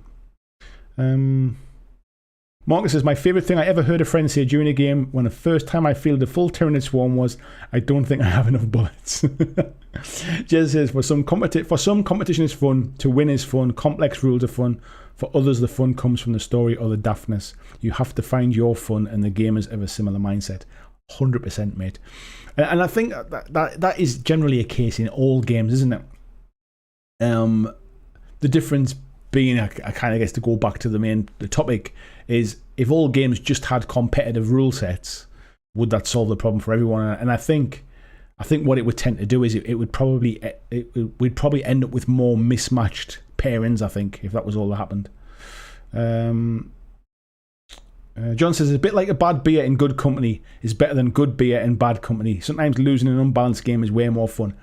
That was a good explanation, mate. That's exactly what I would put it down to as well. Jason says, does Infinity still use metal minis? Yes, it does, mate. They do. James says, balance on 40k must be almost impossible. There must be trillions of combinations of models, gear, armies, and maps. It's not just that as well, mate. It's the fact that they've got a constant release schedule and that they have a very closed shop when it comes to play testing. So they're like Games Workshop at its height, when people are playing games not during a COVID kind of lockdown situation, at its height there must be hundreds of thousands of games played every week across the world. Games Workshop will play test some new models or a new codex or whatever it is. There is no way they can play every combination of that list build or of it against opponents and of every opponent's list build. They just can't possibly play a test to that extent. There's too much variability. However, as soon as it gets out into the wide world and kind of gamers get their hands on it, they find those broken combinations very, very quickly because there's just the sheer volume of stuff. Now, if they play tested publicly, they might get it balanced quicker. But the problem is, as soon as they kind of have like an errata or a points update, there's another army comes out and this is my point before, really, about it's, how can I put it? What was that one there? Sorry. Thank you very much, Hope Lives. Thank you very much for the donation.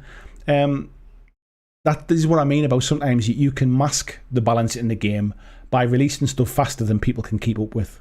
And I think that it has the ambiguity that people think it's balanced and it's competitive, but there's just a constant churn. And of course, a new one that comes out is always a little bit more powerful to get people buying it. And that's just generally, that's what sells stuff. Ed says, Combat Patrol is less points on the same rules. It's actually quite quick and fun. Yeah, and that was kind of my point, really. I think the problem is you still need to know the rules. You still need a codex. It uses all of the rules. It's just the fact that because you've got less models, there's probably less rule interaction, which might make it a bit easier to get your head around it. I'll say, and I love Combat Patrol. I'd like to give Combat Patrol a try at some point. I've certainly got enough minis painted for it. But I think for me, the problem is trying to learn the 40k rules and having to buy a codex to go with it as well. Mike says, I recently got into War Machine Crisis stuff, or Crix stuff, that is, with the Skelly Bobs, the Ghost Pirates, and the Robo Zombies and Jacks. I have made a good army, no idea, but they're going to look good together and be fun to paint. If you're buying just to paint, mate, it's great. I mean, like I say, if the majority of people are not really playing games, it doesn't really matter what you're painting. You're just enjoying for painting's sake. But if you're wanting to play multiple games, you kind of have to. You do have to know enough about the game that you're building, like you're painting the models you like with a list in mind. Fast Panda says, later, it's nice to know you're as competitive as me in my gaming group. Got to go and I have to get up early for the wage. Thanks for your effort. You are welcome, mate. And again, yeah, Hopes Lives, thank you very much for the donation. Paul says, people should consider is what it is they want to play. A balanced game is just that, a game. They're very easy to set up and have an evenish chance to win, but battles were rarely balanced. And I think the difference is when we're not, if you're trying to simulate a battle, you have to forego balance. But if you're just trying to play a game, you unless it's intentional, you'd like to think you're starting on a relatively even keel, and I think that's where it gets a little bit muddy and stuff. Tiberius is saying, the thing to think about is how much more popular match play list games are compared to campaign narrative games, given that most people play the same people again and again. I think it's just more vocal. I think there's more to talk about online if you're playing match play, because if you're playing match play, you're looking for the list build. You're looking for that competitive sort of how can I beat my opponent? He beats me every time. What can I do different kind of thing? So I think sort of narrative play does happen if you're playing the same person every week. Narrative play is a great way to play a different story, come up with a whole scenario, or do custom scenarios. I just don't think people necessarily talk about it. Blizzard saying, what I can't understand is in today's meta there's only 45 likes on this stream. What can I say? It's disgraceful. Like the video, folks, if you like the video. If you don't like it, give it a thumbs down. I don't really mind either way, but doing nothing, that's what really lets me down. Joel says, a lot of people equate competitive with fair, fighting with an equal points value. I feel that at least theoretically we're on the same footing. I think it's a psychological thing. I think you're exactly right. It's this, as I mentioned before, it's this illusion of balance as opposed to absolute balance. Ed says, you can manage without a codex. Battle Scribe has pretty much everything you need. Does it have all the rules and everything in as well, mate? All the kind of the different, like, sort of the specialist rules that go with each models. I like to have cards. I like to have stuff in front of me instead of flicking through sheets or flicking through books. I hate all that stuff. Tasty Brain Drain says, Combat Patrol might actually get me buying 40k models. Something I thought would never happen. Interesting. Paul says, you don't need a balance for fun. I would say that there's a strong argument to say that imbalance, properly managed, creates far more fun than a balanced game, but requires a lot of prep. Yeah, I wouldn't disagree with that, mate. Christian sharing the Amazon link. Thank you very much, mate. James says, Andy, wild speculation time. What percentage of models get built? What percentage gets painted and what see the table? I would say somewhere, somewhere between 60 to 70% of models get built. I think people do have a lot of kind of unbuilt stuff on their shelves and stuff, but I think by the flip side of it, there are some people who buy stuff and build it as soon as they get it and then do nothing with it. So I would say somewhere between 60 and 70% actually get built. Then of that, I would say there's probably about 40% might get painted. And then of that, I would say 25% probably see gameplay. I think it's, and I might even be being generous with those numbers, but I think it's probably, as a wild speculation, I think it's probably, it might not even be as high as 25%. It might be kind of 20%, 15%. I think the amount of painted models that see the table for regular games anyway, I think is way lower than anybody would dare admit to. And I think it's way lower than the gaming companies would admit to as well. Because if they did admit to it, people would start to go, hang on a second, I'm not even playing with this stuff. But I think we all have this illusion that we're going to build and paint and play with everything. And I know from experience we don't. Lord Baines, I think that's what's helped Weird. They moved to 3rd edition after, 8 to 10 years. Everything got updated. They usually do one errata a year, no matter how hard you try. People will find what's broke. They definitely will. People will find what's broke. I mean, a perfect like Games Workshop now, it's a three years and a new edition comes out basically. So now, for example, if you're wanting to get into Age of Sigmar, this new edition, Age of Sigmar 3.0 or 3rd edition, is a great time to get started with it. Everybody's getting into it kind of on an even keel. But you'd hate to think you just sort of, like 2 or 3 months ago, somebody new to the hobby just bought all the books and an army to start painting and things, and then all of a sudden this new one gets announced. That's kind of, I wish they give people a bit more kind of, I suppose they can't really, but it's just a shame. I hate seeing people kind of buying stuff that's kind of outdated. The amount of people that's bought codexes in the last year, not really got a chance to have games, and then their codex has been updated again. Ed saying same team, cards are so much better. I love having cards in front of me so I can reference really quickly, like that model looks like that model on the card and that's the stats. I know what I'm doing. Tony says, I don't do meta though. Meta is the reason I don't play games. I think meta is only important if you're playing at the competitive end. But it does influence what sells, it influences what gets produced, it influences kind of rules changes. So no matter where you play, really, I think it will impact on everybody's game at some point. Ian says, I played a Spanish-American strategic war game once. If the victory conditions weren't asymmetric, it would have been awful. As it was, I felt good ending a game with a navy larger than a few rowboats. I think sometimes, yeah, just not getting wiped out can be a win condition, to be fair. James, I think those are generous. I wouldn't be surprised if less than 10% say the table. Yeah, I like I say, I don't disagree. I think I was probably being generous with them, but yeah, I mean, I'd love to think it was more than 10% though.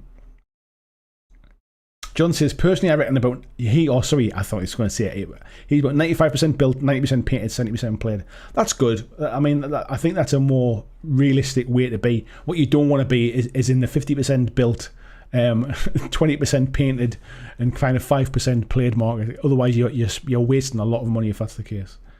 Low Middens is a perfect example. Video games 15 to 20 years ago, and people are still finding bugs and glitches. Yeah, I think the difference.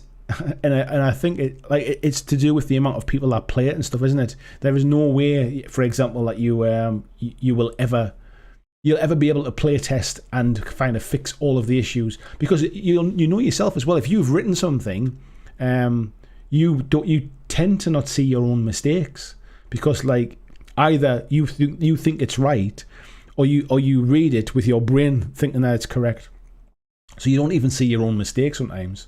So it's a shame that, it's not a shame, it's just the way it is. A company the size of GW probably does less play testing than most other companies. I mean, they do play testing, but they'll never play test to the level that kind of like a month after the release of a new army, that's when you'll find all of the problems. And I think they've had a bit of a kind of an easier ride of 9th edition, because most people are not playing games for the last year. And James Brace says, I got myself updated a new snazzy Space Marine Codex at the start of last year, and yeah, 6 months before the new one. Felt bad. Isn't it? I think there's a few others as well. The or not, what's the new elves for Age of Sigmar? They've just had an updated codex. Like, they've had 2 codexes while lockdown's been on. I think Sisters of Battle are getting a new codex as well. That's the second one that's come along as well. Christian saying, right, he's off to bed, early start. Take care, mate. Thank you for your help tonight. Speak to you soon, mate. Ed says, more of my minis have hit the table and have been painted. I think I'm getting the picture of you, Ed. You're definitely more of a player than I think most people are. Player, not like that. I think you're more of a player than most people are. But I think there is a huge chunk of people that hardly ever play a game. I think they like to talk about it. They like to get immersed in the background. They love to buy minis. They love to paint minis. But I think the amount that actually see the table, I think, is probably tiny, unfortunately. James says he's probably 80% build, 40% painted, 5% a player. Although he did get into the hobby 2 years ago, and a lot of that was lockdown. Yeah, I think the last 12 months probably hasn't helped that kind of, has it? Marcus says that makes the 30 guys who play at my local game store all have painted armies and normally will not field unpainted models. But that might be as over half of us are painters or take commissions. I think the difference is, mate, it depends if they're playing with the same armies all the time.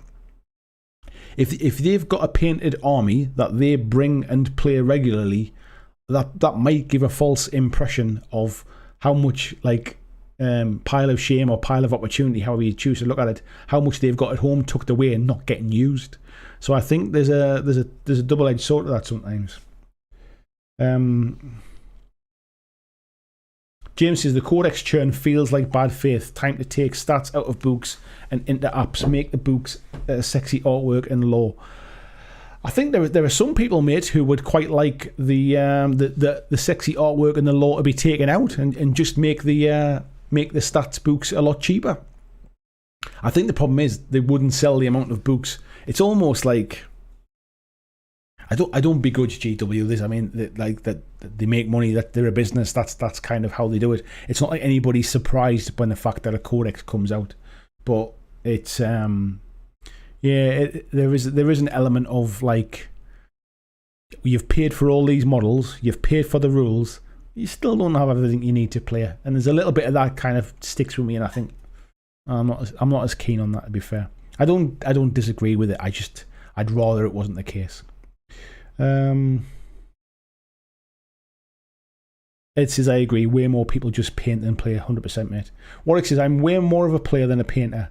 I just keep wanting to go, player. I hate painting as it's just too boring for me to stick with it. I've painted some good looking character minis in 40k, but the fun for me is playing. Yeah, nothing wrong with that, mate. Everybody enjoys the hobby slightly different. Mark says, granted, I've painted more people's armies than my own. That's the thing as well. If you're painting other people's, that's different, I suppose. I personally don't think I could ever justify the money to pay for a commission painter, I think.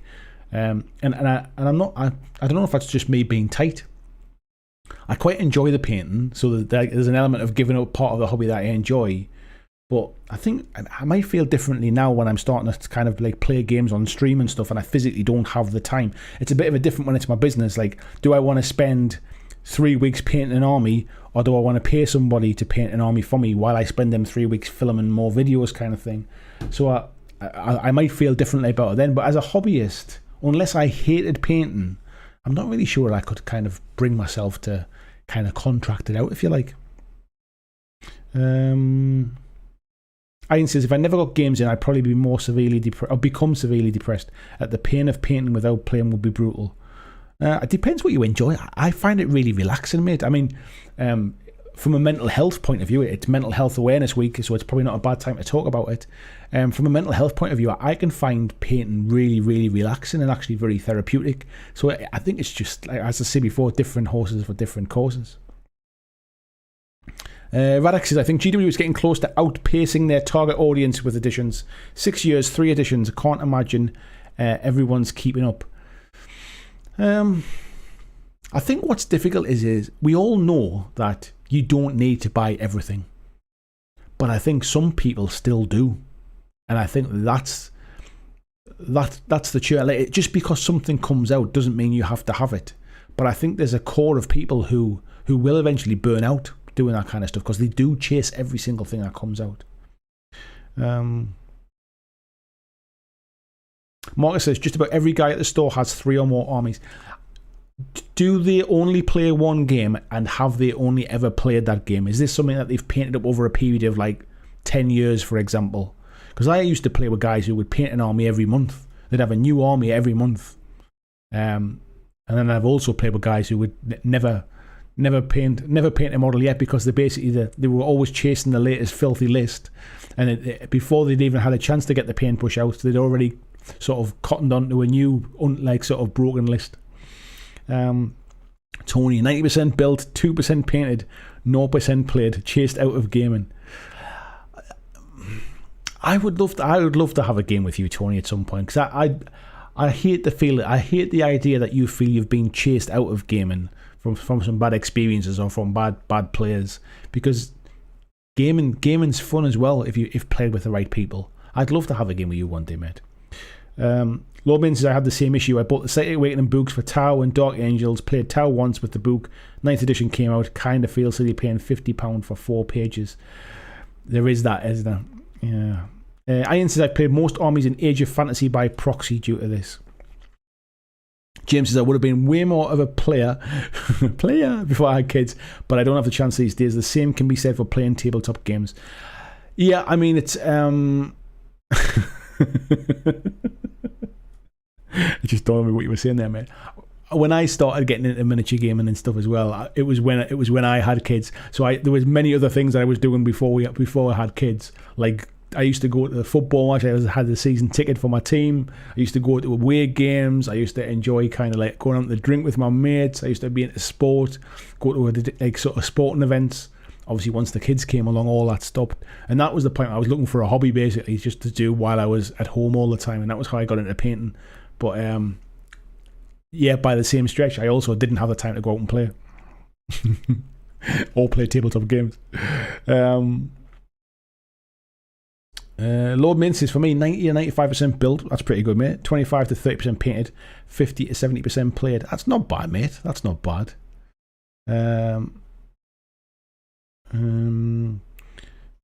Marty says, I will honestly say that's because several people who play at my store do not have the time to actually paint, hence why I get commissioned. Yeah, and I don't see anything wrong with that, mate. I think it's just like I say, me personally, I think it's I'm probably just too tight. I don't even know how much commission painting costs. I think for me, if it was cheap, I'd feel bad for the person doing the painting. And if it was expensive, I definitely couldn't afford it. So, Michael says, my first 40k foray in the late 90s, everything was painted and played. The armies were evenly matched, but it was never serious, and rules were often adapted each round. Yeah, I think that was generally a bit more like that back then. I think the other side of it as well, if you go back, like before internet days, when I was a lad, this was all fields. It's more about people didn't chat online the same way they do now about competitive lists, and they didn't find out about broken rules like they do now instantly, and they didn't find out about or they didn't really have any way to tell the rest of the world, if you like, oh, I've got this broken combination and it's absolute filth. You ended up just kind of like in your local meta, if you like, or if people were serious tournament gamers and they travelled around, then the compacts would kind of be the thing. Marcus is saying some stick to the same 3 armies like me, but there are individuals at the store who have a new army and hard chase the meta. Yeah. Warwick saying, I think in terms of GW and releases, if a person plays one army and it gets new releases, they want to get ahead of it in case it's super great, considering how limited things need to be right now. I get that as well, mate, but I think if you only play one army for 40k, you can generally keep on top of that one army. Unless it's Space Marines, to be fair. But yeah, like most armies don't get like one army will have a month of like new releases, if you like. Like it might be Necrons, for example, when the new edition came out. We're starting to see now like Drakari when they got their new codex and stuff, and they're all super powerful now. Sisters of Battle are getting some new stuff at the minute. I think if you just play one army, so for example, if you're a Necron player, you might have bought quite a bit of stuff when that 9th edition come out, but it hasn't been anything for a while. That's given you time to kind of get on top of that. I think the problem is there are people who feel they need to buy every new model that comes out and buy every new codex that comes out and chase everything GW put out. So I think keeping on top of one army is not unachievable. It's expensive, but it's not unachievable. ER910, good evening, mate. He said, I feel that tight rules are good for all modes of play. Warcry has tight rules with each faction adding their own flavour. Then using the cards adds randomness. I think it's got tight rules, mate. I wouldn't say it was that balanced, but then it doesn't. For me personally, it doesn't need to be. And I think the fact that they intentionally introduce lots of variability into scenarios and things masks some of that imbalance at times. Marcus says, I have my Tyranid since 4th edition and only my Genestealer Cunt and Harlequins when they were out. Half the size of Tyranids, wow. Peter says, for me it's roughly 60% build, 25% painted, 1% played. I don't really mind though because the games and characters give me pleasure. And that's the element. I mean, you shouldn't beat yourself up about never playing a game with your miniatures if actually the enjoyment for you is the collecting and the painting and the building and actually sometimes it's just nice to have something to feel part of a community as well. Like even just sometimes sort of buying yourself a new game and having something to talk about. It might not be the best use of money, but if it gives you some enjoyment and it gives you friends to chat to and involve yourself in a community, is it any worse than going out and spending 50 quid on a night on the drink kind of thing? There's all ways to enjoy the hobby. Ed says, used to kickbox and do judo, but I got injured, so got back into tabletop gaming. The same psychological that led me to do martial arts competition is probably why I like to play competitively. Yeah, I can imagine that, mate. Paul says, I'm sure N3 was 2015, but I ordered a salute. I believe Ice Storm might have been released earlier. I can't remember when N3 was, mate, to be fair. I do remember it coming out, but I don't remember when it was. Tony says, I never do commissions as I wouldn't know what to charge, and I'd hate having to paint something I wasn't enjoying. I'm impressed that commission painters can do it. I'm impressed with commission painters, to be fair, but I think they're largely underpaid for the time and effort it takes. Jess says, we didn't have back when we had jumpers for goalposts. Marcus is saying he had a 5,000 point Tomb Kings. I think if you're into one game, I think people generally build big armies, and they stick at it over time, and they keep kind of painting that army and adding to it. I was chatting in our Patreon chat in the Discord about I'd quite like to have a bit of a project of just like a project army, not one that I intend to play, just buy all the cool models for it, like just paint it up and just have something that might take me 5-6 years just to kind of keep adding to, but just to have that like nice display kind of army thing. I don't know what it'll be. I'll do it at some point, but that might be my own little kind of like little hobby thing outside of doing stuff for the channel. That might be just something that I concentrate on for myself and buy those little kind of hobby minis for my display army, if you like.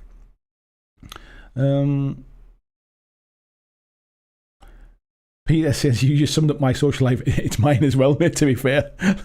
Let's not beat about the bush. It's mine as well. Tiberius says, when I placed Battle Sisters on the Witch Hunters Codex, there were literally 4 options and 3 vehicles. Wow. And Lawman says, my friend is a commission painter. I can ask him if you like. I mean, Bobby Clark, who comes in here as well, I don't know if he's still in, maybe he's hiding in the background, is an absolutely phenomenal painter. And when I look at his models, one, I'm amazed that he paints to that quality for commission painting, and then I assume, well, they must be well compensated for it, in which case I know it's out of my price range. So I think it's quite sort of like, I think it's quite it's like a weird thing, really. Like I would love to have a really nicely painted army. Like I see sort of what they're called tabletop tactics. Is it tabletop tactics? I think it is, yeah. I see them. They kind of partner with Siege Studios, and I assume Siege Studios paints all of their kind of like their video armies, if you like. So, and it makes perfect sense if you're making money from making videos. Then you invest that money into a commission painter, and that's how you kind of like keep the machine going. You don't do it yourself. For example, you might have to pay a decorator to come and decorate your house, and you might say, "Oh, it's going to cost me 400 quid." But actually, if you take 2 or 3 days off work to do it, how much is a few days of work worth to you, kind of thing? So I get it when it comes to that stuff, but as a hobby gamer, I must admit, like I generally would, and I've got no idea how much it costs for commission painted minis, but I generally think it's out of my price range. EO910 says games with a collectible element should not be perfectly balanced. If it was balanced, you would buy new stuff. If it was balanced, you would buy new stuff. That's why Guild Ball ended. There's an element of truth in that, mate. And I think one of the reasons it ended was the fact is that sales weren't what they needed to be to keep it commercially viable, especially when they are making more money from other stuff. John says, I can imagine getting a commission painter to do something really nice. One piece, generally, I like the brine. Yeah, I'd quite like. Do you know what it is? I'm not sure. I'm just going to say I quite like a commission painted army, but then I'm not sure if I would like look at it with the same fondness of my own army, if you like. Ian says, expand your dwarfs. You know, your Kings of War army is awesome. Thank you very much, mate. I might do, actually. I might expand my dwarves. I'm actually tempted to get in and do like a firefight army, and like take my time over them as well, and kind of like paint them up nice. Tony says, pop your display boys in Discord as they go, nothing more than one of us. Yeah, to be honest, because I think what happens now is, I only paint models that I like. Like I won't paint stuff like on the live streams or like do stuff for the channel that I don't like. Like all of the videos I make, all of the games I play, the chats that I have on the live streams, it's only ever about stuff that I enjoy and stuff that I want.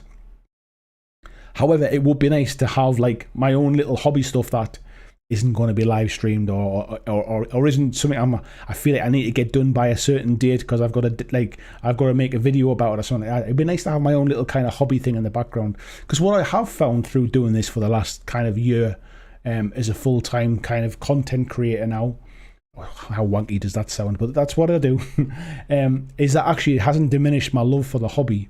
I want to play more games, but that's been out of my hands through COVID. But like I still do sit down and paint after I've finished work, if you like. It's part of the reason why I wear branded clothing during the day, so I'm in work mode, and then when I switch off in an evening, I finish for the day, I get showered and I get changed, and I have an evening meal, and then I might still sit and paint, but it feels like it's painting for me. It's not work then. It's a bit different. James says, maybe I'm a narcissist, but I get 100 times more enjoyment looking at the mini I painted as a 6 out of 10 over a model someone else painted. I'm kind of like that as well, mate. I think it will come to a point though, especially if I'm doing more gameplay stuff, that in order to keep things varied, I'm going to have to start kind of looking at sort of getting stuff painted, because I physically won't be able to do the volume myself. I'm certainly no Ash Barker who manages to churn out like an army a week kind of thing. But maybe I just need to get into a bit of a routine with it. Ed says, time to call it a night. Thanks for the stream. Thank you very much, Ed. Nice to see you, mate. Take care. John saying, also, if an army is going to be on screen once, get a commission painter to do it and then sell it on. Makes sense to me as a business plan. I'm not sure if I'd like, I don't think I'd pay for a commission painter to only have it to be on screen once. And I think that's the bit I need to kind of like weigh up. I mean, obviously I've got my own stuff that I need to paint to get on camera first, but I can't, like, for example, if I've got two armies for a particular game, I can't just keep filming that game with the same two armies. But I think it's just something that will happen over time. Like I will build up that kind of collection over time to go back and use and do bits and pieces. But I think you're right, like selling them on later is probably not a bad way to do it. Peter says, I once bought a painted figure just because I wanted that mini, and then I painted over the beautiful paint just so it was my own work. Yes. James says, you could maybe get commission painters to send you minis for a game demo and then send them back in exchange for a shout out. I think it starts to get messy, mate, because you're essentially saying, I'll pay you an exposure, and that, as somebody who works for themselves in a creative kind of way, there's an element of actually you should be compensated for your work.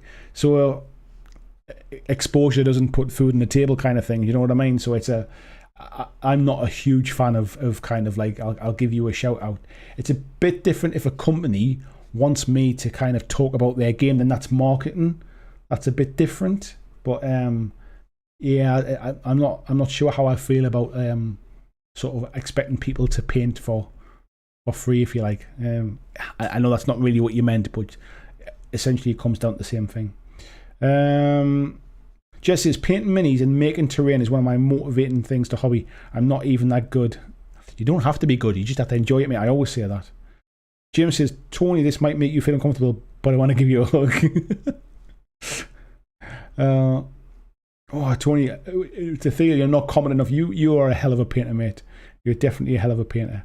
I get the exposure thing, but you're giving back the minis. The problem is then is whose minis are there? Is it somebody that is paying the commission painter to paint their minis for them?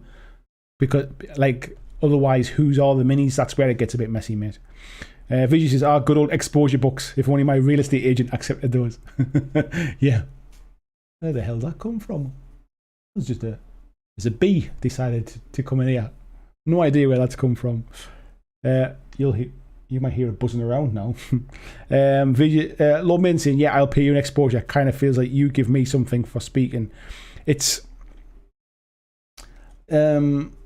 exposure is a legitimate way kind of working. However, the person giving you exposure, it needs to be valuable. Like if you were going to pay for advertising, for example, it needs to be worth it. Like you wouldn't pay to advertise in a magazine that got sent to 10 people, because the chances of getting any return on that investment is low. And I'm probably not, when it comes to kind of giving people exposure, like commission painters, I'm probably not at a level where it's going to make any difference really. But when it comes to kind of maybe showing a new game off in front of people, the audience is a lot bigger. If you think how many people pay for commission painting, and then think about how many people are in that country who are willing to pay for commission painting, it becomes a really, really tiny kind of small percentage, if you like. Where are we up to here? Mortis says, just paint a Necromunda gang for a commission. Nice one, mate. Do you feel you're fairly compensated, or do you just feel like it's a nice opportunity to paint some minis kind of thing? Because I always feel that miniature painters are undercompensated for what they do. Lazy Pirate Painting says, as you know, mate, I paint loads, but I still have stuff commission painted. Normally a couple of orders a year for stuff I get painted for models I want for my army but don't want to paint. I can kind of say that, yeah.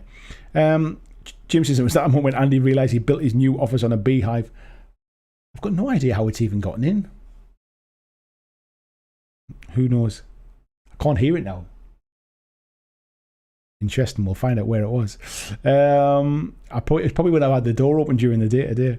Busey says, people forget there are taxes involved too. Presuming that commission painter is legal, he's got to pay a tax too, not just cash in the skyrocket.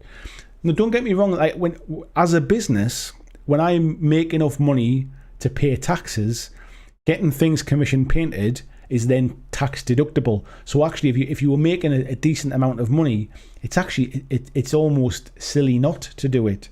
However, I am nowhere near that level yet. So maybe in the future, maybe when we get to BlackJack Legacy 3.0, we're only at 2.0 at the minute. When we get to 3.0, maybe then that's a potential.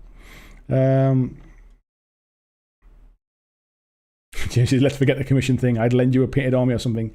To be honest, mate, I think it's a kind of thing where if people come into play on the channel, kind of bring an army with them, that's probably it'll keep the variety going in the early days. I think that's where we'll probably start off, and then down the line we'll have like studio armies, if you like, for different stuff.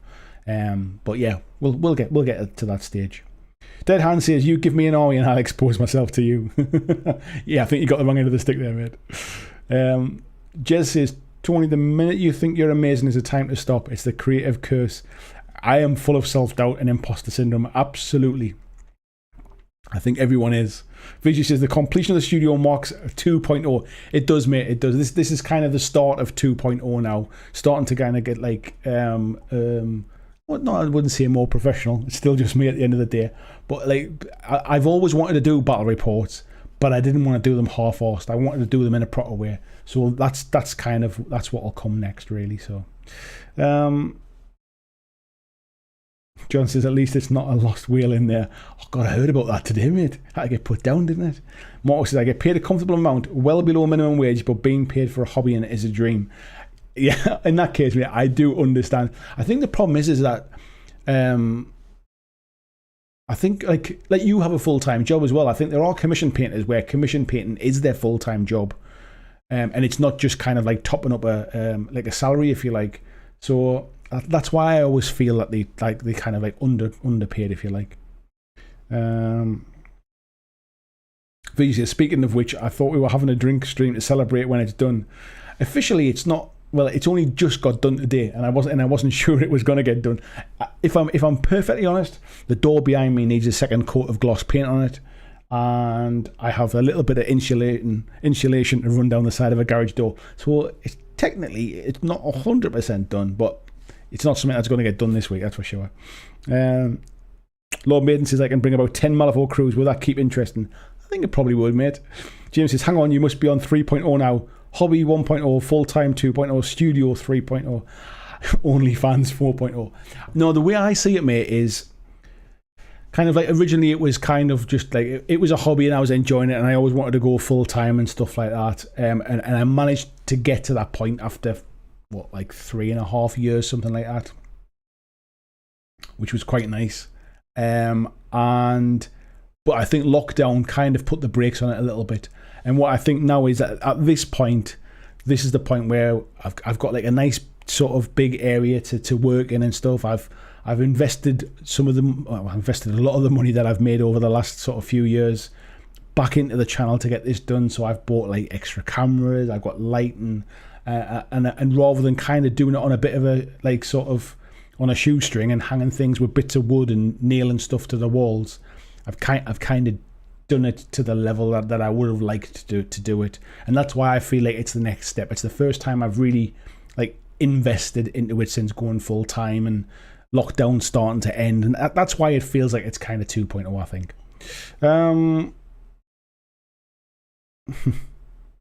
Marcus says, sometimes I get a huge kick out of commission painting because I occasionally get the paint models that I would really never buy for myself. I get that as well, man. I think that's the joy. I guess the downside of it is there's going to be times when you have to paint stuff that you absolutely hate as well. A drink stream, that's my kind of stream. Yeah, mine as well. Jesse says, no point in half-arsed stuff, go full-arsed. Yeah, I think in the past I've tried to kind of do things on the cheap on a shoestring.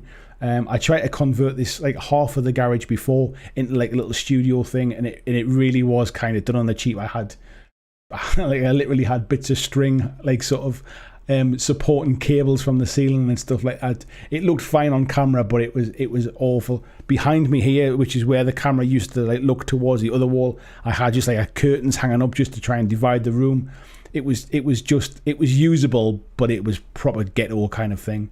This is the first time I've kind of had like a space where it's like I'm kind of proud to show somebody what I've achieved kind of thing. I think that's the difference. Let's have a look. Marcus says, I'm a full-time artist, hence why I only weigh 120 pounds. Peter says, I can only have one can of beer or two a week. Is that a stream? See, you're in a mankini. You'll never see me in a mankini, mate. But you said, I commissioned painting when I was unemployed in my late teens. It's a good supplemental income, but I'd never do it full-time. Yeah, I think it would burn me out, I think, doing it full-time. But then painting's always been an enjoyment thing for me. Stupid sexy BlackJack. Tony says, I'm from the BlackJack 95 service packet to area. Vijay says, visiting the studio for a game of Blitzball on cameras at the top of my list for next UK trip. Possibly higher than Warhammer World. 100%, mate. 100%. Let's get you over. Ted says, there you go then. I've got 2 fully painted 40k armies, a load of painted terrain and no opponent. Fancy a game? Anytime, mate. I have no idea how to play it. I'm sure we can sort something out. Palm says, I think commission painters have a very specific appeal. I think, I mean, you think what I do is niche. I think the amount of people paying, well, there's a lot of commission painters out there. So maybe there's more people pay for commissions than, do you know what it is? I'm going to get a commission painter on a stream sometime and do a bit of an interview and understand more about it, because it's something that is completely lost on me. I have no idea how busy it is. I mean, like Bobby, who sometimes comes in, Red Eagle Painting, Red Eagle Studios.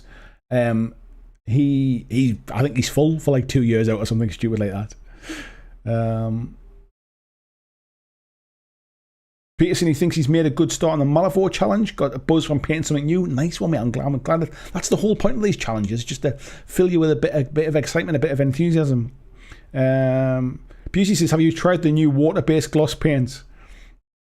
No, mate. I literally buy whatever's the cheapest from like B&Q or Wix or something like that. I just buy just cheap stuff. James says, I support the channel on Patreon because you're living the dream, mate. Scary, brave, exciting, love following, and really love the Discord community. Thank you very much, mate. It is a bit scary, I'll be honest. I mean, it's I had to save up for quite some time to build myself that like buffer, that if all of this fell over in the first 6 months, I wasn't just kind of like completely out my arse kind of thing. And like I said before, I've not taken a wage from all of the money I've kind of like made from this in the last year. I've not taken any money out of that. I've kind of been sort of just trying to live within the means of us as a family, of what my wife earns, and trying to like kind of cut my cloth accordingly, really. And then obviously lockdowns helped that. We haven't had like sort of holidays or nights out or any of that kind of stuff. But what it's allowed me to do is to basically, instead of taking a wage out of it, I've reinvested that money into what you can kind of see around me and stuff. And so hopefully that leads on to make this sustainable for the future. I'm not looking to kind of to sort of like to get a big wage out of this type of stuff, just enough to pay the bills and make sure I can keep doing it, because I absolutely love doing this. And I've never been as happy in a job as I am right now, even though like it's not perfect, even though like I can't meet people to play games, I can't go and visit companies, there's no events on. Even with all of that missing, I'm still absolutely loving what I'm doing. So I can't wait for things to get back to normal and get out there and start kind of really experiencing what I hoped and want this kind of job to be about, really. Regis saying, speaking of which, when I get the UK, fingers crossed for 22, will be awesome to do a big meet-up at Warhammer World or Mantic. But Mantic do have something on a smaller scale set-up kind of thing, mate. But yeah, I think you have to come to Warhammer World when you come to the UK, regardless of what games you play. I think Warhammer World is a really nice kind of day out, to be fair. So yeah, we'll definitely get a bit of a meet-up when you're over, mate. Lord Main says, I have a very large overactive imagination. Anything is possible. Fiji says, speaking of Blitzball, lock in that game for next weekend. Can do any time from Saturday afternoon his time. Let's have a chat on Discord, mate, tomorrow, and we'll set up a time, mate, because my missus is out for a few drinks with the girls. I think she's back at like about 6-7 o'clock, but she'll probably have had a few too many and she'll be an early night, I think. So yeah. Lord Maiden says, check out Duck and Colour on Facebook. That's my commission painter friend. I will do, mate. Thank you. Pomsy says, I can understand a pro streamer or YouTuber paying for commission painting or competitive gamer. That's it. Yeah, I think it's... Some people just don't enjoy the painting, to be fair. It's like I've paid for decorators to come in the past when I had money. I've paid for decorators to come and decorate the house because I don't enjoy doing it and I could afford it at the time. I wouldn't do it now. But then I can't afford at the minute now to pay commission painters either. So maybe it's a similar thing. James is finally getting happy with these Curse City bats. Appreciate the encouragement. I tell you what, mate, they look fantastic. I don't think I commented. I think I liked the pictures, but I didn't get a chance to comment. They look really nice. I know you were a bit worried. You thought you'd it was a Bugman's Glow you'd put on them and thought you'd ruined them, but no, they look fantastic. Ted says that makes two of us. All the gear, no idea. I'm sure we'll find a way to play, mate. And Jez Hunt says, incidentally got my brother to open my Stargrave package and lost down the rule book. I thought you meant you'd lost it. It's been a great read. Can't wait to get back and make some cruising terrain and play at some point. Nice one. Vijay saying his missus is going for a girls' night out too. We can be free together. Me and my little boy are planning to have a bit of a boys' afternoon and a boys' night. We're going to drop my wife off. On the way back, we're going to get milkshakes and some popcorn. And then he wants to play with my Batman miniatures. We've been playing with Batman miniatures the last couple of days. He likes to kind of have like little fights on the tabletop. So we've been playing with the Batman miniatures, and then we're going to have the popcorn and sit and watch a film together on the sofa. So we've got the afternoon kind of sorted out. My wife will get back early evening, probably be a little bit tipsy after not seeing the girls in such a long time. And then, she'll probably go to bed. So we'll have a game of Blitzball, mate. So yeah, we'll sort that one. Anyway, we just crossed over 11 o'clock there. We're going to call it a night. Thank you, every single one of you who've been in tonight. Thank you as well to who we got, Tiny War Games and Hope Lives as well, who donated tonight. And also, who was it? Somebody on the Patreon as well. How much? It was Al Cluley as well. Thank you very much, Al. Thanks to everybody who's joined the stream tonight. I will see you all on Wednesday for the Hobby Hangout. If for example, you're just catching up with the end of the stream now, don't forget the main chat from tonight will be in tomorrow's Tuesday Clips video. We'll get back to that as well. I've kind of sacrificed some subscriber numbers and sacrificed views and stuff to really put all my time and effort into getting this place finished. But yeah, I'm getting ready to get back on the video content wagon now. So you should see more stuff coming out from me soon as well. But I will see you on Wednesday on the Hobby Hangout. Thanks again. Have a good Tuesday, and I'll see you then. Thanks for watching my video. I hope that you really enjoyed it. And if you did, why not consider clicking on the suggested video below to see more of the work that I've done. If you'd like to support the long-term sustainability of this channel, why not consider checking out my Patreon, where you can pledge and support from as little as $2 a month, and there is lots of different tiers and bonuses which will give you access to a private Discord server. It will give you free t-shirts, free mugs, a podcast every month, and a number of other things, including getting your name at the end of every video, like these awesome folks who already support me now.